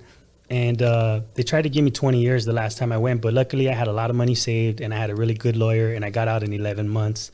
And when I got out, I realized I better change my life, because this shit ain't gonna work. You know, if I keep doing the same shit, I'm gonna mess up. So there's a friend of mine, her name is Lisa Love. She was a publicist. She used to work for Universal Machete. I met her through some other artist friends of mine. And she said, you know, why don't you come and do an internship? I didn't need money at the time. You know, I had money saved up. She says, why don't you come do an internship for the writer-director, Mark Brown. He's the guy who created Barbershop, How to Be a Player, and two could play that game. This was in the Hollywood Hills. And I said, all right, yeah, you know, the movie industry, yeah, whatever. I just need to do something. I need to stay away from, I needed to stay away from my old circle, because you are who you hang around with. You know what I mean? So, yes. So as I was making that transition, I started there. This was 2007. I got out, and I was there for a year, and I would just do like bunch of bullshit stuff, kind of hanging around, watching them take meetings, watching him, how he works, watching him direct people. And at first he didn't really, I mean, he probably see me like, oh, this fool's like a thug or whatever, you know? Right. But over time he warmed up to me, and we've become good friends now, you know, where I call him on the phone and he answers. And so I'm grateful for that. And after about a year of being there, you know, I said, man, I need to make some money, you know? So they suggested, why don't you go do background, you know? I said, all right, cool. And when I was in the county, this guy had told me about it, and I was like, oh, you know, I'm gonna do that. And I had put central casting in one of my Bibles when I was in the county jail from this dude that I was in a cell with, and he told me about it. And I was going through this bag that I had, and I went through the bag, and there was still like a bunch of money and like 4 pounds of weed, and the Bible was in there too. And I was like, oh, and I opened the Bible and I seen this. I'm like, oh, central casting. I'm gonna go sign up, you know? Right. So go sign up. This was 2007. I started doing background, and the first movie I worked on was Hancock with Will Smith. And I started doing a lot of background, and within like 3 to 4 months, I got into the union, and I kept doing that for a little while. And then I said, man, I don't want to just be doing background. I feel like I'm more talented than this, but it was a good opportunity for me to learn.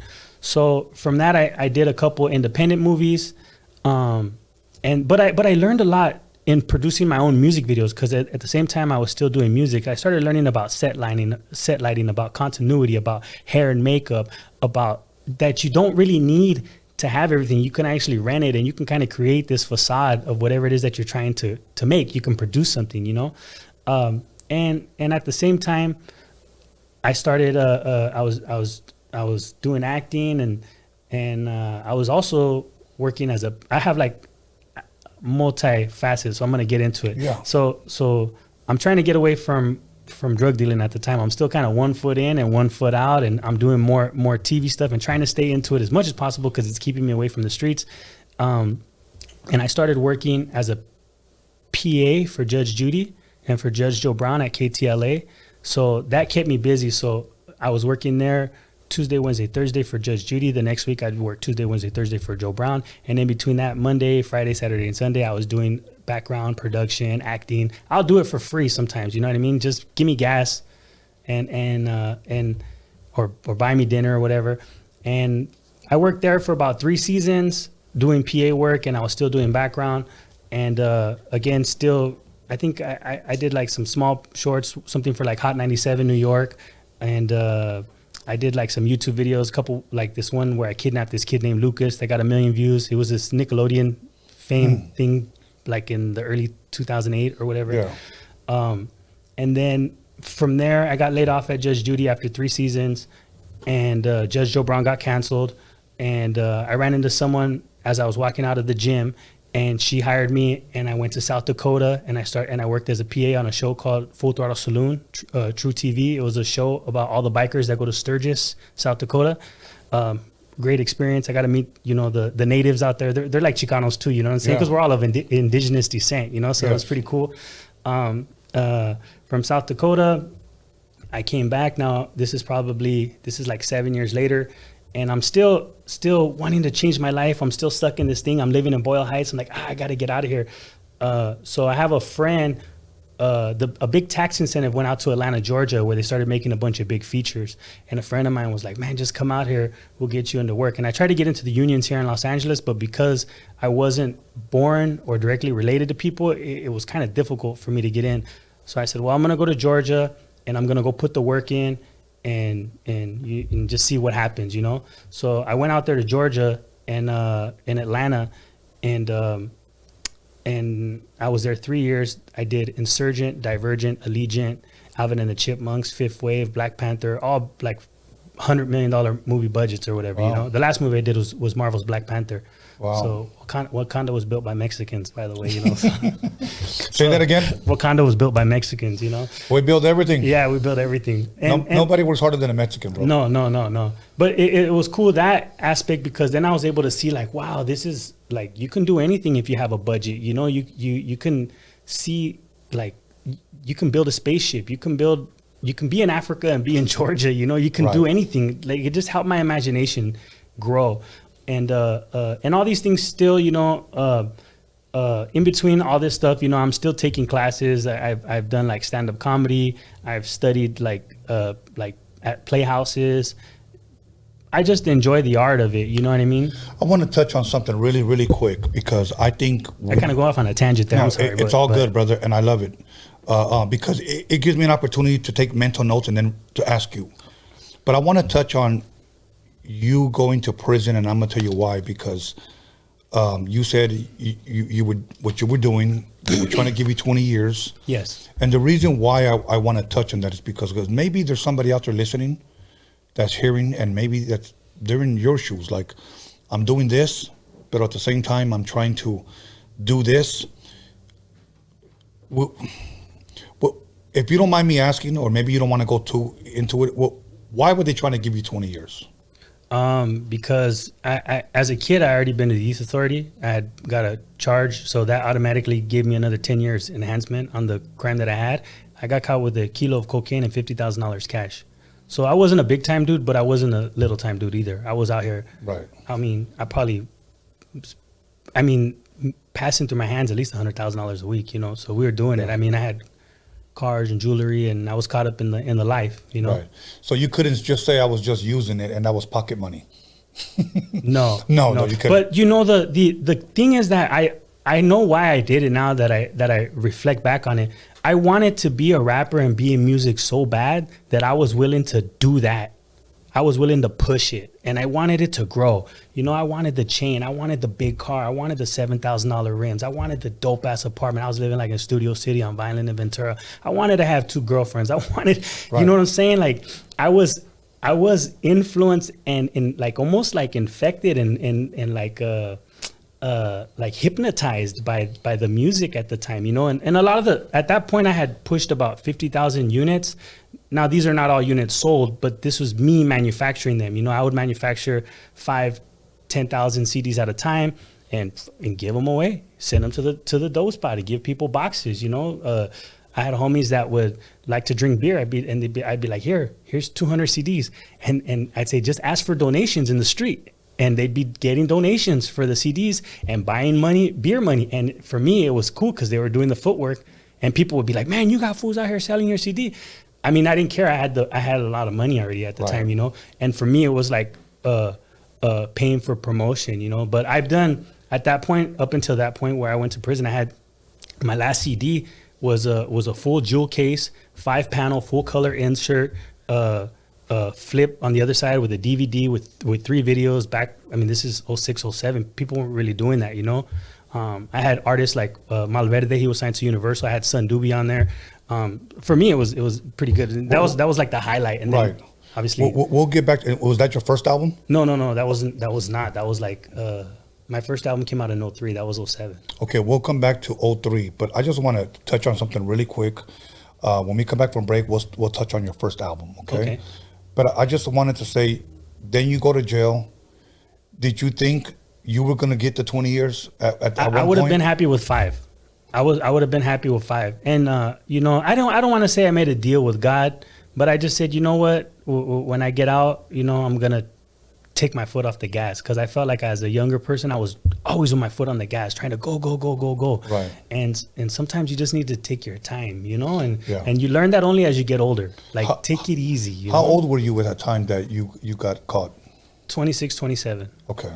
And, man, and you're looking at 20 years. I remember I went to go visit a friend of mine, and it's a waste of time. And I'm glad you said that. It's a waste of time. Yeah. He was happy. He was wrapped up in some type of murder case. Yeah. But he wasn't the one. He was there. And since he didn't talk, they gave him years. I went to go talk to him, and he was like, man, they gave me 10, bro. Yeah. He was happy. Yeah. And I go, Rico's, yeah, man, I was looking at 35, and they gave me 10. I'm good with 10, homie. Yeah. I mean, I was in that moment, I was in that same thing. But then I knew that I feel like the universe, God, or the, you know, had a bigger plan for me, you know. And was it, I think, you know, I seen, was it Big Citric? You know Citric, right? Yeah, I seen him post something the other day on Instagram, and it says, I didn't give you maybe you didn't get those material things you were asking for, or that financial thing you're asking for. Maybe God just gave you more time. What is more time worth? Right. One of the worst things that you can waste is time. Yes. It's time. And you know, the sad thing is, I want you to think about it for a second. A lot of people come out of jail, come out of prison, and brag about that time that they wasted, pretty much. Yeah, I did 20 years. You know what was a pivotal thing that made me change was the acting. Because when I started taking acting classes after I did that internship and I started doing background, I took this class with this teacher named Bill Applebaum in North Hollywood, who teaches improv. And I remember being there, and I felt like I don't belong here. There was like doctors and lawyers, because they learn this training because it helps them interact in the public with people. Lawyers want to know how to be more free in court, because it's a performance too. You know, doctors, it's a performance, public speaking. And I was like, man, at first, this is how I felt. Like, this is gay. Why am I doing this? You know, like, and as I grew out of my comfort zone, the world started to open up to me. So acting, like, for me, success is subjective, right? Like, I might not be on all your favorite TV shows, but acting has changed my life. Art has changed my life. And it has been a positive thing, because so my name is Ronin. My nickname is Ronin. My real name is David, right? I built Ronin to protect me in the environment that I grew up in. But acting helped peel the layers away to get back in touch with David, because he had been drowned by all this armor that I had built around myself to protect myself, you know, or this machismo facade that we put up that, it protect us, but it can also be isolating, and isolation is dangerous too. You know? Yeah. We're going to go ahead and take a 10-minute break. We're going to come right back, and we're going to go back to 2003 when you released your first record. All right. So once again, everybody, make sure you call somebody, text somebody, slap the shit out of somebody, let them know that Ronin Gray, the Boyle Heights native, is in the motherfucking building. We'll be back. 10 minutes.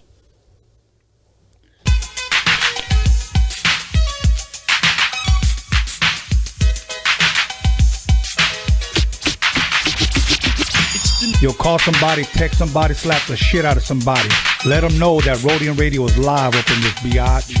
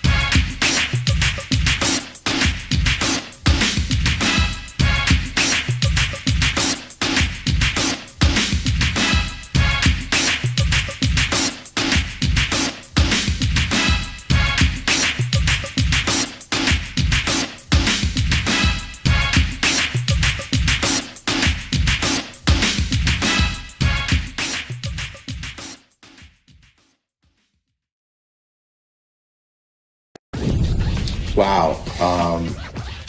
The instrumentation of, or the importance of the Rhodium swap meet and the mixtapes in the careers of Eazy-E and NWA and Dre and Yella and a lot of other folks too, even Battle Cat, was very, very high because, again, they needed an outlet, particularly when people weren't really checking for them and that sound that they were trying to create elsewhere.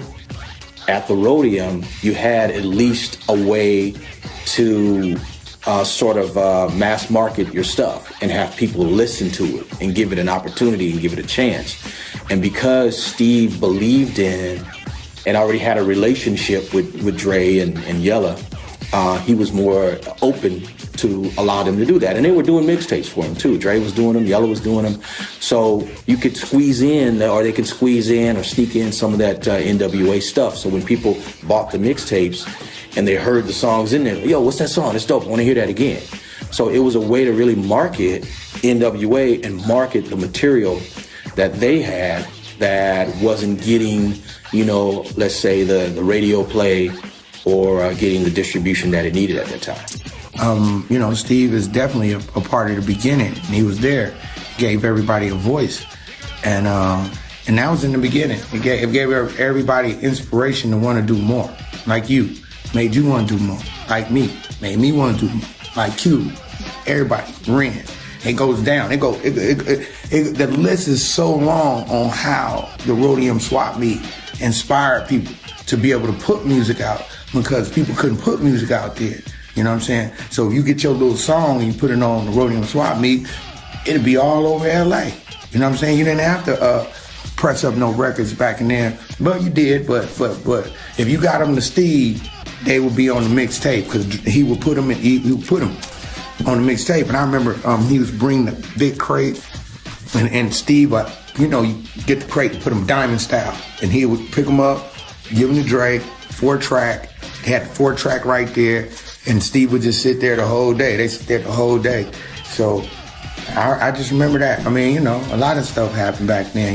We went our separate ways, but at some point, I still always remember. It's like your first grade teacher, you know her name.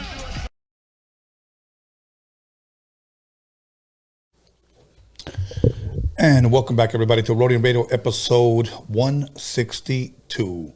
We are approaching the 200th episode very, very soon. So with that being said, you know what? Oh, let me go ahead and promote this really quick for those of you that are listening.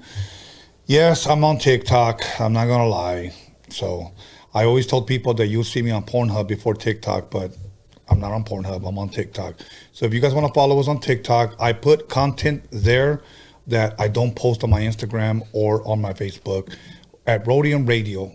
That's what it's called, Rhodium Radio. So look me up on TikTok, and I post a bunch of funny shit. I just posted one up when I went to go visit my boy DJ Dominator. Much love, much respect, DJ Dominator in Santa Maria. So other than that, we're back with the Boyle Heights native, Ronin. How you doing, brother? Today's the best day of my life. Thank you for asking. How you doing, dude? Say it again. I like when you say that. Oh, today's the best day of my life. Thank you. I actually, my saying is I never had a bad day in my life, but I just switch it up sometimes. I have it tattooed on my leg. There's this old Vietnam veteran who used to walk by me all the time. He said, "How you doing today, brother?" "Oh man, I never had a bad day in my life." And then ever since then, I adopted that saying. I thought it was really cool, Yeah. To the point now, when I die, I want that to be on my headstone so that when people walk by, they can still make a little chuckle, like, that's funny. This guy's dead now, Here lies a man who never had a bad day in his life, So that's dope, though. Yeah. I like that because that's more on the positive thing, bro. Because, look, I'm gonna be honest with you, bro. Talk about it. There's people, and I'm sure there's people watching right now that know people like this, or you're probably one of them. Every time you see them, I just fucking feel like killing myself.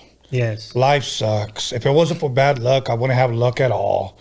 And I'm like, fuck this, guys. I don't like hanging around people like that. I got to get away from that too, yeah. Yeah, I do not like, everything is negative. You tell them something good, don't fuck it up. Look at me. Yeah, I'm looking at you, you dumb bastard. So, but yeah, I don't like, I like, because when I called you, you know, and I said, how you doing? I never had a bad day in my life. I was like, today's the best day of my life. I'm like, hell yeah, I like that shit.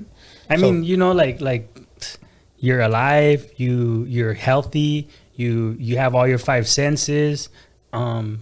You know, there's a lot to be grateful for, because if you were to lose something like that, you know, I'm sure everyone has seen that meme of like the guy who can't walk and he's watching the person run, and the guy who's running is looking at the person in the car, and everyone always wants more. Yes. But you have to be grateful for what you have, and then you will be blessed with more. Everything else is a blessing, you know. But that's my point of view. I was talking about that when I speak to the youth sometimes. That's what I tell them. Success is subjective, right? Now, if you're comparing your career to someone else, they might be like, well, he never made it, he's not that big. Or it's not that, it's subjective. It's are you happy and are you content, and were you able to satisfy your certain needs? You know, were you able to pay off your house? Were you able to support your family? It's subjective, you know. If you come from a country where you didn't have no shoes when you were a child, and now you got a job that's a union job and you have new shoes every month, have you made it? It's subjective, right? It just depends on how you want to look at it, you know? Exactly. You know, a lot to be grateful for is my point. Yes. I always like to say, and many times in the morning I always post up, you know, if you're awake, you're blessed. Yes. You know, people always tell me, hey, man, what's up? How you doing? And here's what I say. As long as I'm not dead, in jail, or in the hospital, you know what I'm saying? Life is good, brother. Absolutely. Yeah, amen to that. Yeah. You know, because you know what? I read one that was very, very powerful quote. And it said, while you're too busy nagging and complaining about life, someone right now is taking their last breath. Yeah. I read, what is it? Dale Carnegie or whatever. He says, do not criticize, condemn, or complain. Those are the 3 C's, because they're just a waste of time. No one wants to hear you criticizing. No one wants to hear you condemn anyone. And no one wants to hear you complain. Right. Do it. You know what I'm saying? Yeah. You know, even the what I've learned, like as having been a foreman or like a person in charge of a crew, that your attitude sets the tone. Yes. So if I come in there and I have a negative attitude in the morning when everyone's getting coffee, it's gonna set the tone, you know. So it's up to me to say, hey man, how you doing? Oh, you know, and joke around and have a good time, because the job is still gonna get done either way. Even if I tell you, pick this shit up right now, or hey man, can you please tighten this up and do this? You know, it's gonna get done either way. I'm glad you said that, and let me encourage people about this. In the morning when I wake up, I'm gonna be honest with you. The first thing I do is pray. That's the first thing I do. Okay. I'm not saying everybody needs to do what I do, but this is what I do.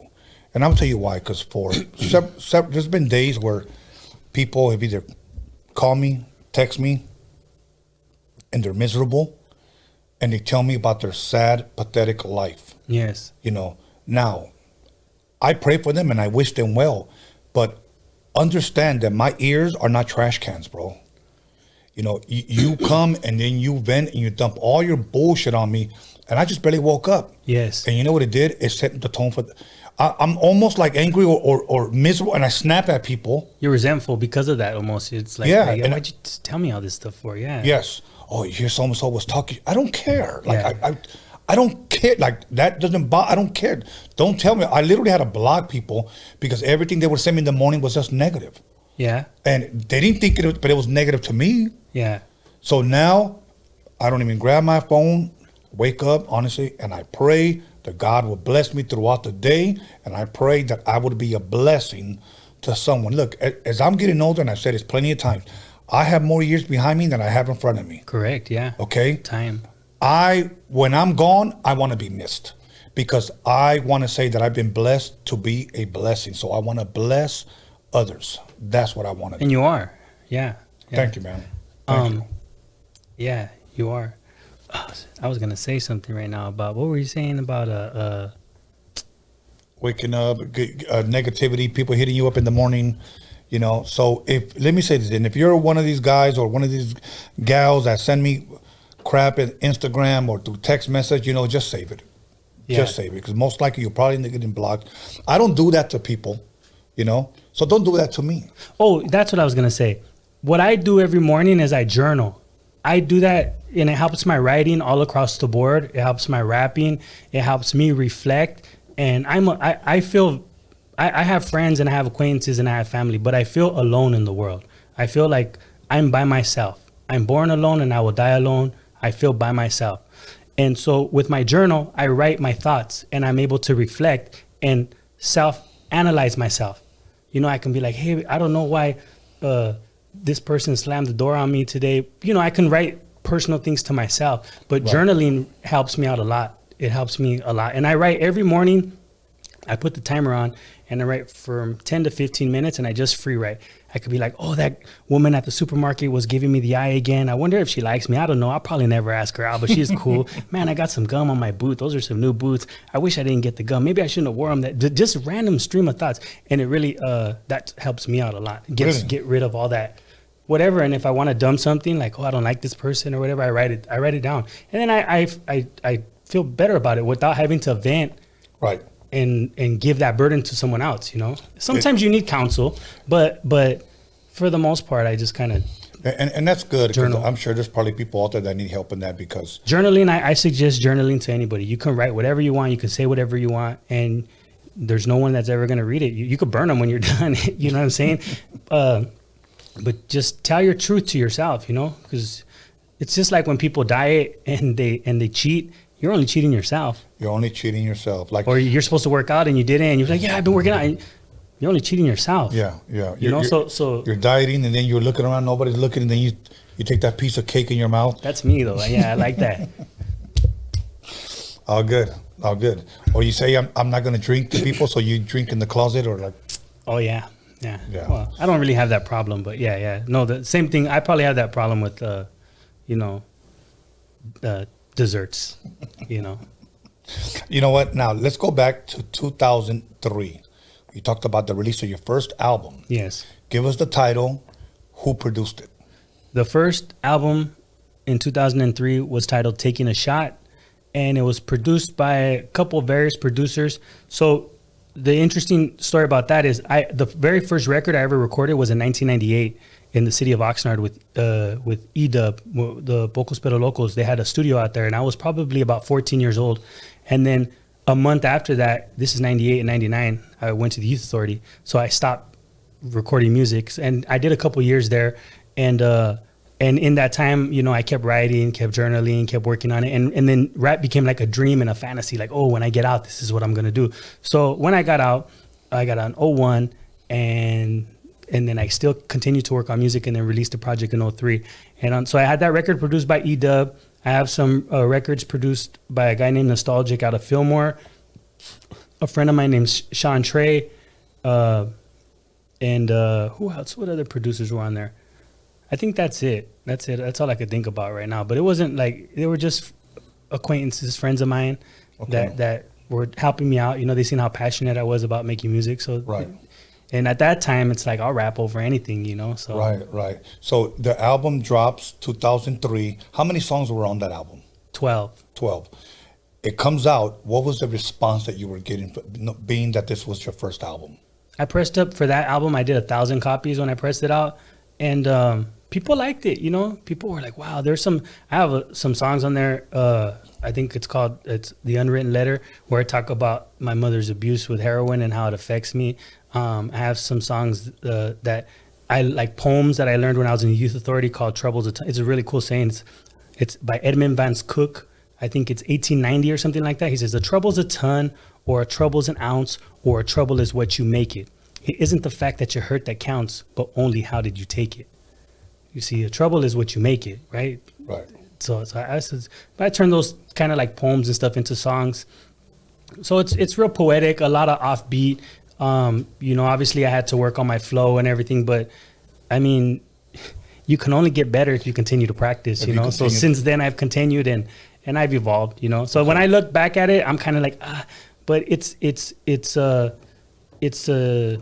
moment in time for me. It's like an audio journal. Yes. You know, and it's I capture that moment, you know. Is that still available for people to buy or to listen to? Yeah, it's available on all streaming platforms. I don't have any more hard copies. They're all sold out. I mean, so yeah, but it's available on Apple Music, on iTunes, on Spotify. So you just search Ronin Gray and you can find that. So, and the first record I have on there is titled "I Smoke Weed." That's the one produced by E-Dub, and I was 14 when I recorded that. So I included that on the album because it was like my first collection of songs, so I wanted to get the records together, you know. Right. You know, I wanted to ask you this because if I'm correct, Cedric is from your neighborhood, correct? Correct. Yeah, okay. yeah. I remember he tells me he remembers. He's like, I remember when you were a kid standing out on the corner, you know. So I think that's pretty cool, you know. And I've worked with him. I've done some acting stuff with him. Like we've probably done a few things together, so it's cool. And much respect to Cedric, man. Yes, yes. And Cedric, if you're listening or somebody sends it to him, I want to say this, and I don't say this to a lot of people, but he's very supportive. He's always been very supportive. Yes. I will say this about him, that I've been knowing Cedric, I want to say since maybe 92, 93 when I first met him. Mm-hmm. He was with Browntown before they became Browntown Looters, before Pueblo Cafe, when it was just him, Clear, and Shotgun. Okay. And had a dope group together, but I've always have been proud of Cedric. Yeah. You know, I would always see, that's one guy that I would always see, he kept it pushing. Yeah, he keeps climbing. Yes. And whether something might not go exactly how it's planned, he continues, and he's had moderate success. He's been pretty successful. In my opinion, I feel like he's been more successful than a lot of people. A lot of people. Yeah. You know, now here's another guy that I went, because we've been knowing each other since teenagers. Mr. Cartoon. Oh yeah, know, from the city of San Pedro right here. And when I filmed him for my documentary, that was one of the things that I said to him. I said, hey, I don't know if you get this a lot. I said, maybe people tell you you're dope all the time. It's true. But I want to say I'm proud of you, man. Yeah. That's what I told him. I said, because I seen you set up at the swamp meet, teenager, airbrushing, from that to touching the world with your art. I'm proud of them because they're some Chicanos that have endorsements by Nike, by T-Mobile, by Sprite. When I see that as an artist and a person who understands the business, I'm like, ooh, these dudes are big time, you know. And not only that, the I mean, it's his tattooing and his murals that got him into that. I've had the privilege of meeting him and Esteban, and I know that they work as a team.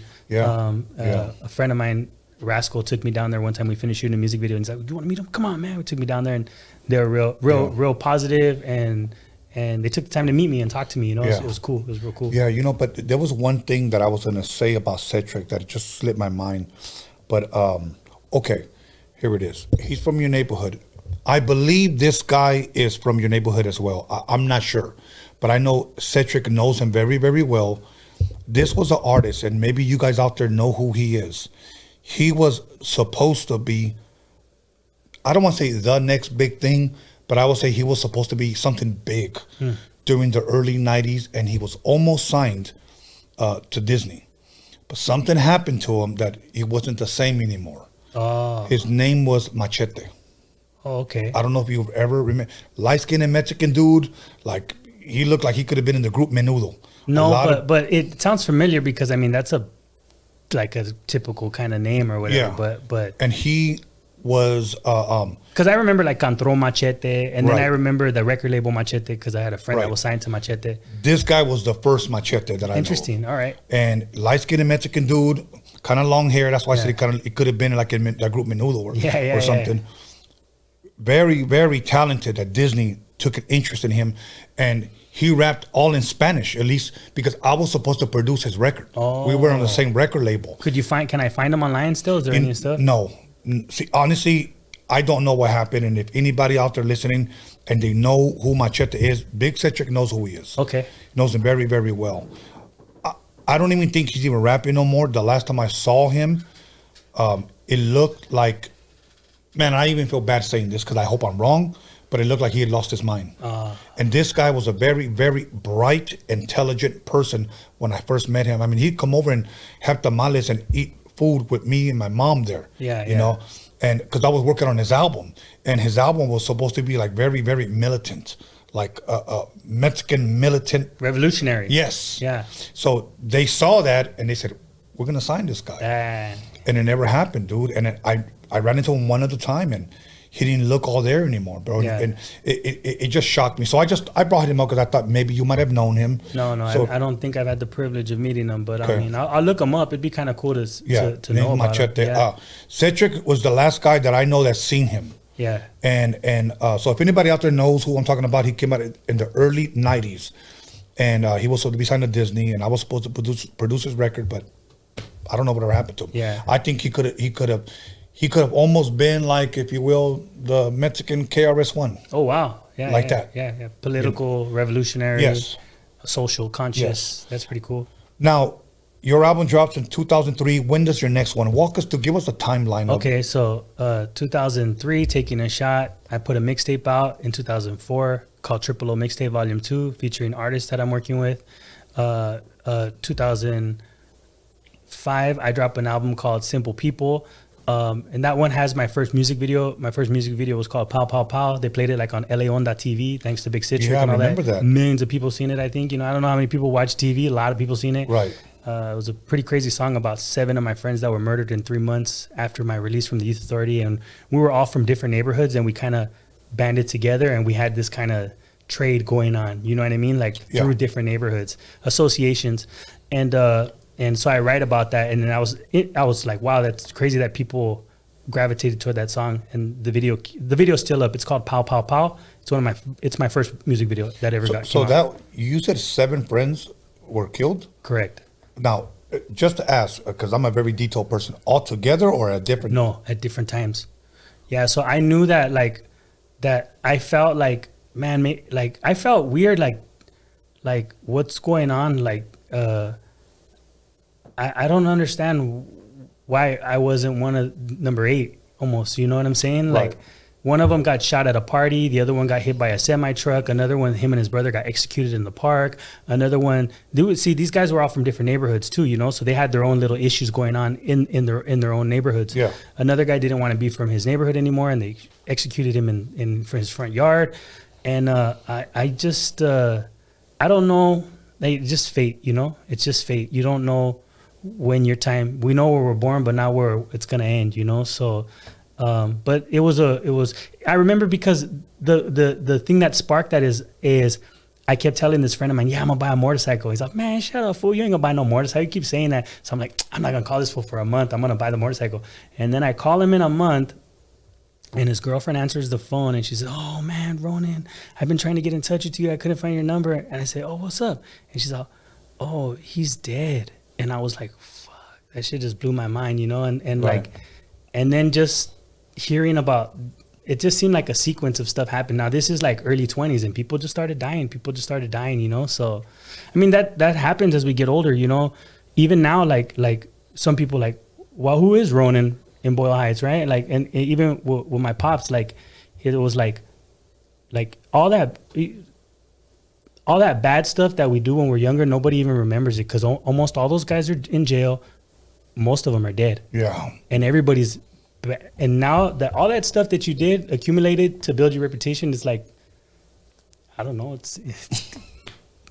Yeah. It doesn't mean I should have been building my credit score or buying real estate or something, but I didn't know, what I mean? Or Bitcoin, but yeah, so 2005, Pow Pow Pow, my album Simple People. 2000, there was another mixtape after that, Triple O Mixtape Volume 2, and then the Still So Dangerous CD DVD that he was talking about.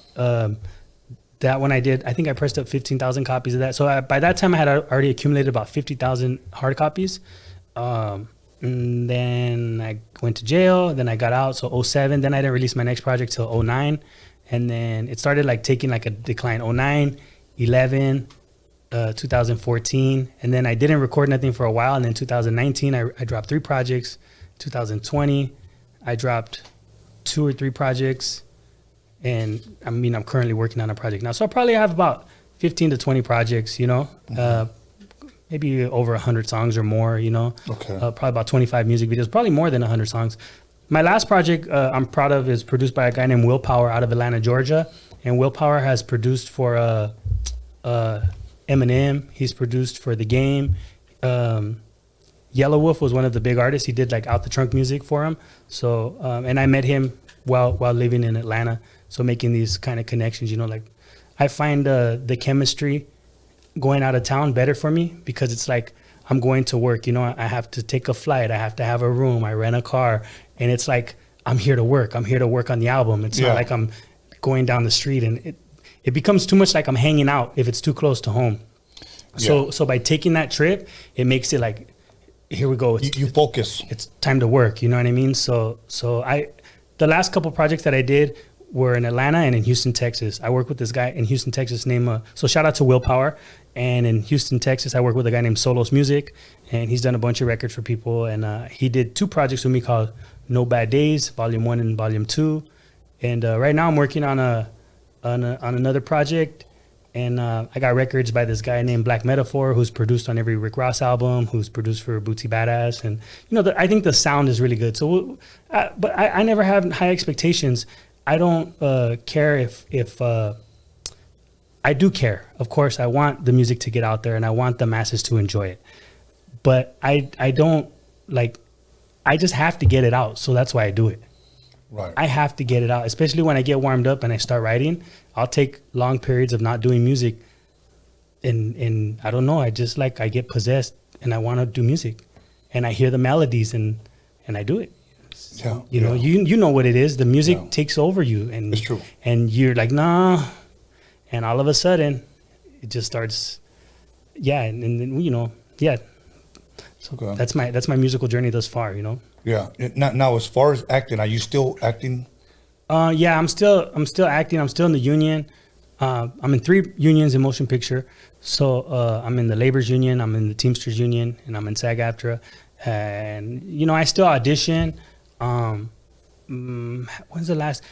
About a year and a half ago, I booked a pilot. It was called Car Lot, and it was ironically directed by the guy Mark Brown, the one I started with 10 or 15 years before. He auditioned me. Yeah. And it was kind of like The Office, like the format. Yeah. So it was like raunchy, dry comedy, kind of risque, and I played a mechanic named Juan in the service department. And, we shot 10 episodes, but then COVID came and it knocked it out. So currently I just been doing crew jobs. So okay. Right now I work at Fox Studios in Century City. Okay. Yeah. How's that going for you? It's cool. I'm happy to be working. I mean, there's Well, a lot of people that don't want to work though, I know. And it's easy. I like the routine. I like the hours, and Fox has been real good to me. They're my Fox family. Yeah. So I appreciate that. That's awesome. You know what? I just want to touch a little bit on your vlog, okay? Because it's available on YouTube. People can see it. Yes. People can type in your name. It'll come up. It's got over 1 million views. Why do you think? If anything, why did he get so many views? The title of the vlog is Boyle Heights Barrios. It's on the Hood Vlogs channel, or you could type in Ronin Gray. I think, when I did it, I was just being myself, and I don't know. There's not even that many people in Boyle Heights, but I think that people are interested in the Chicano culture. And I help Hood Vlogs produce certain vlogs with certain people. And for me, it's important that we document our history because, there's so many people in gangs and drug dealing who have died, and it'll all be in vain if we don't actually document it. Because once they gentrify those neighborhoods, they're not even going to remember we were here. They're gonna forget about us, So if we document it, then we have record and account for it, But I think that because I tell my truth and I say the names of the people that helped me, and I talk about the principle, and I tell the stories, and I give history, that's the only reason why I can think that people like it. And people say, oh, you talk about the gangs, but I can't not talk about the neighborhood and not talk about the gangs, because the gangs are so interwoven in the culture. Yes. It's part of the city, Right. You cannot get around that. So of course I'm going to address the gangs if I'm going to walk. And I do that out of respect. I'm not trying to diss nobody. And, I'm confident, and that's the neighborhood I grew up in.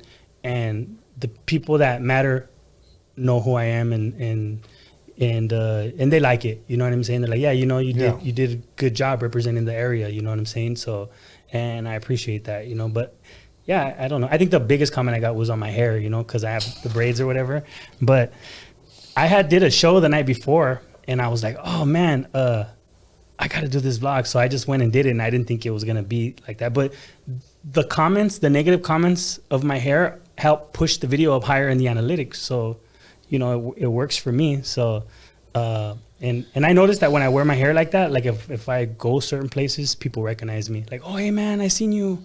Yeah, I could be at the gym, huh? or I could be walking down Melrose, and yeah. Yeah, it's a trip. Yeah. I had been out of the public eye for 15 years, I believe. Yeah. Okay, for a long time, because of Rhodium Radio and because of the subscribers, because of the people that tune in, because of the people that support what we do here, believe it or not, man, there doesn't go one day where I don't get somebody that recognizes me. That's pretty cool, man. Yeah, you know, and the only bad, I don't want to even use the word bad, but for lack of better words, the only bad thing about it is that sometimes I don't know if they're staring at me to start shit. Oh, you know, I feel the same way. I don't know. I'm like, is this fool dogging me, or are they afraid just to come up and say hello? Right. Yeah, I get that too. It's weird. And then because even when I had done like background, I got featured a lot. I was on a lot of TV shows. I got a stack of TV shows that I was on like that. So I would get featured a lot. And yeah, that's a weird feeling though. I know exactly what you're talking about. You're like, people are staring at you and like, are they looking at me because they know me? Is there an issue? Because they never come up and say, but you know, then you have the rare cases where someone says, hey, you know, I like your art or whatever, you know, or I like your podcast or I like whatever. But yeah, I get that. I understand exactly. Yeah. You know, so I get that. And like, I just went to the liquor store to get a couple of beers and it was, hey man, I know you. Hey, I watch your show. Hey, you know, and at first when they're staring at you, you're like looking in your car like this. And I'm like, oh shit. Yeah. Who is this dude? But you know, it's all love. The other day, for example, I was at Target and I'm walking around and I'm looking at the toys. I'm one of those grown-ups that still look at toys. That's cool. Yeah. You know? I mean, apparently you collect toys, you know? And some guy, and I had my mask on. Some guy goes, hey, are you Tony A with the Roadium Radio show? And I was like, yeah. How do you recognize me? He goes, oh, I recognized you. Yeah. And I was like, all right. And he goes, can we take a picture? And I was like, all right, cool. But I just put my mask like this, you know what I'm saying? But yeah, dude, like at weird places, dude, at restaurants, dude. Well, I don't even want to give this one, but even in the bathroom, this one dude's taking a leak, and he's like, "Hey, that's the weirdest. I've had that happen to me, where you're in the urinal and someone starts. I remember some dude like asking me, like, started talking to me, like, "Why are you talking to me right now? Like, this is not the place to have a conversation." Yeah. So, but other than that, man, you know what? It's all love, man, and I appreciate everybody that comes up to me. If you want a picture, cool. You know, if you just want to talk or chop it up, because I do get a lot of people that tell me, hey, you know what, man, I know you used to DJ, you know, can you give me some advice, because you know my son wants to be a DJ. Where can I? So I do all that too, you know. I go out of my way, because if it wasn't for the fans, bro, I wouldn't be here. Oh yeah, I think that anybody who's like put their work in, like there's a friend of mine, his name is Gregory Borquez. He's a photographer. I don't know if you've ever heard of him. He's from Boyle Heights. No. He documents a lot of gang culture in the area. And my little brothers are photographers, and he was kind enough to like talk to them, and I took them to his house, and he brought out his big photo book and he showed them. And you know, this is in the privacy of his own home, and my brother's like, wow, he's showing them how you used to send your books to like magazines back in the day, and he's like, yeah, I'd send this to New York, and it'd be this is what this is called, and it's necessary, and it's I think it's, you know, like you doing what you're doing, talking to other people that are DJs. That's what you're supposed to do, you know. I mean, I talk to youth, and I get so charged up when I talk to them, you know. And yeah, it's cool to be able to share information and knowledge and just watch people light up, you know. Because again, like I'm here, and if I was looking at that 10 years ago, I'd be like, man, I would have wanted to be what this guy is, or how hard it is to get here. But you know, it's persistence. My biggest emphasis when I talk to the youth is relationships. I think relationships are key. And I think I've heard 50 Cent say this before. Who you know will put you on. What you know determines how long you stay once you get in the game. So every job I've ever had, I've never submitted a resume. I got hired because they know that I do well at whatever they've hired me to do. That's dope, man. You know, it's funny how you said that the negative response that you got was about your hair. Yeah. Okay, that's first of all, that's real fucking weak that you have to pretty much, let me just find it's his braids. Okay. Yeah. Like, people nitpick at everything though. Anything. You know, like for an example, if I interviewed the Pope. Yeah. And he sat right there where, I guarantee you some asswipes would be like, you know, I don't like that guy. He wears a little hat. Yeah. You know, he usually wears it to the side. So there's something wrong with that. Yeah. They'll find anything. Yeah. You know, so the hate will always be there, and it's hate on purpose. Yeah. You know. Well, you know, like you were saying earlier, like it's a part of the business. Yeah. You know, I used to have a friend that say, if they're not hating, you're not doing it right. You know. Very, very true. A friend of mine, Big Mac. Very true. What is that one quote? I posted it before. If you haven't been criticized, ridiculed, talked about, you know, if you can't handle that, you're not ready for success. Yeah. Because you are going to get it. Yeah, I think the thing is, just don't you know, even like with music, I just say, I'm going to make whatever I want. I'm paying for everything. And, you know, if I couldn't pay my bills, nobody's offering to pay my bills. So if I want to make music and make it however I want to make it, I'm going to make it how I want. This is now that I've grown more mature, right? I see it, make it how I want to make it. And then if it's successful, can't nobody say nothing about it because I did it my way. Right. You know? All good, Ronin. Listen, we come to the end of our interview. I loved having you here. Thank you. Is there anything that I didn't ask you or anything that we need to talk about or promote? I do have I have hard copy CDs called The Gift of Willpower. I probably have about 30 left. So if anyone is interested, they can hit me on my Instagram. I have no problem shipping them out anywhere in the US, and I'll ship them internationally, just, you know, for extra price. Check out the vlog, Boyle Heights Barrios, on YouTube, and leave a comment, post, you know, positive or negative. It doesn't matter. Go ahead, state your opinion. We're all up. You know, you can find my music on Spotify or Apple Music. Search Ronin Gray, and yeah, that's it. And think about music. Last question, as far as music, what can people expect musically in 2021 from Ronin Gray? I'm working on an album called Hood Historian right now, and I got some pretty cool production by this guy named Brett Bolden, who was a member of the 7A3. I don't know if you ever heard of him. He helped DJ Muggs come out, or they had the group together. So I got a couple records from him.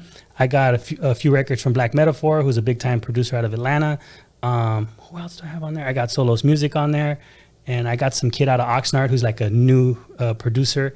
And it's going to be a fun album, 12 songs. And again, I'm just doing what I like doing, you know?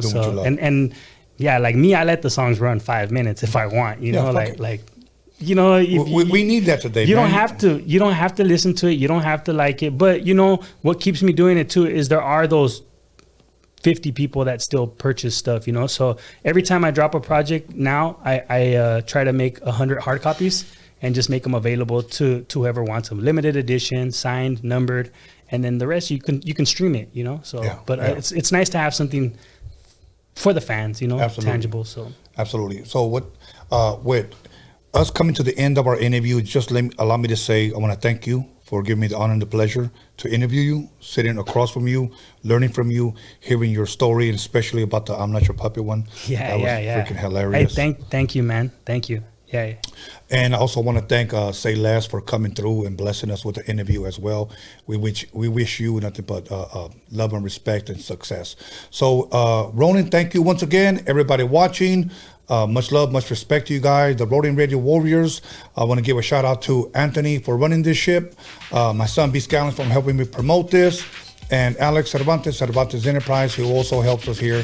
I'd like to thank my entire team and everybody who liked, subscribed, commented, talk crap, the live chat, doesn't matter. You guys are here. Much love, much respect. God bless. And Sunday, we have somebody coming in from Fresno. Probably the biggest rapper out of Fresno. Wow. Yeah. He says that hip hop is not dead.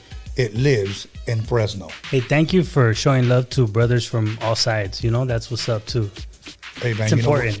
You know what? Like I said, brother, I've been blessed to be a blessing. So you know what? Allow me to bless you. So with that being said, good night. We're out of here. See you Sunday.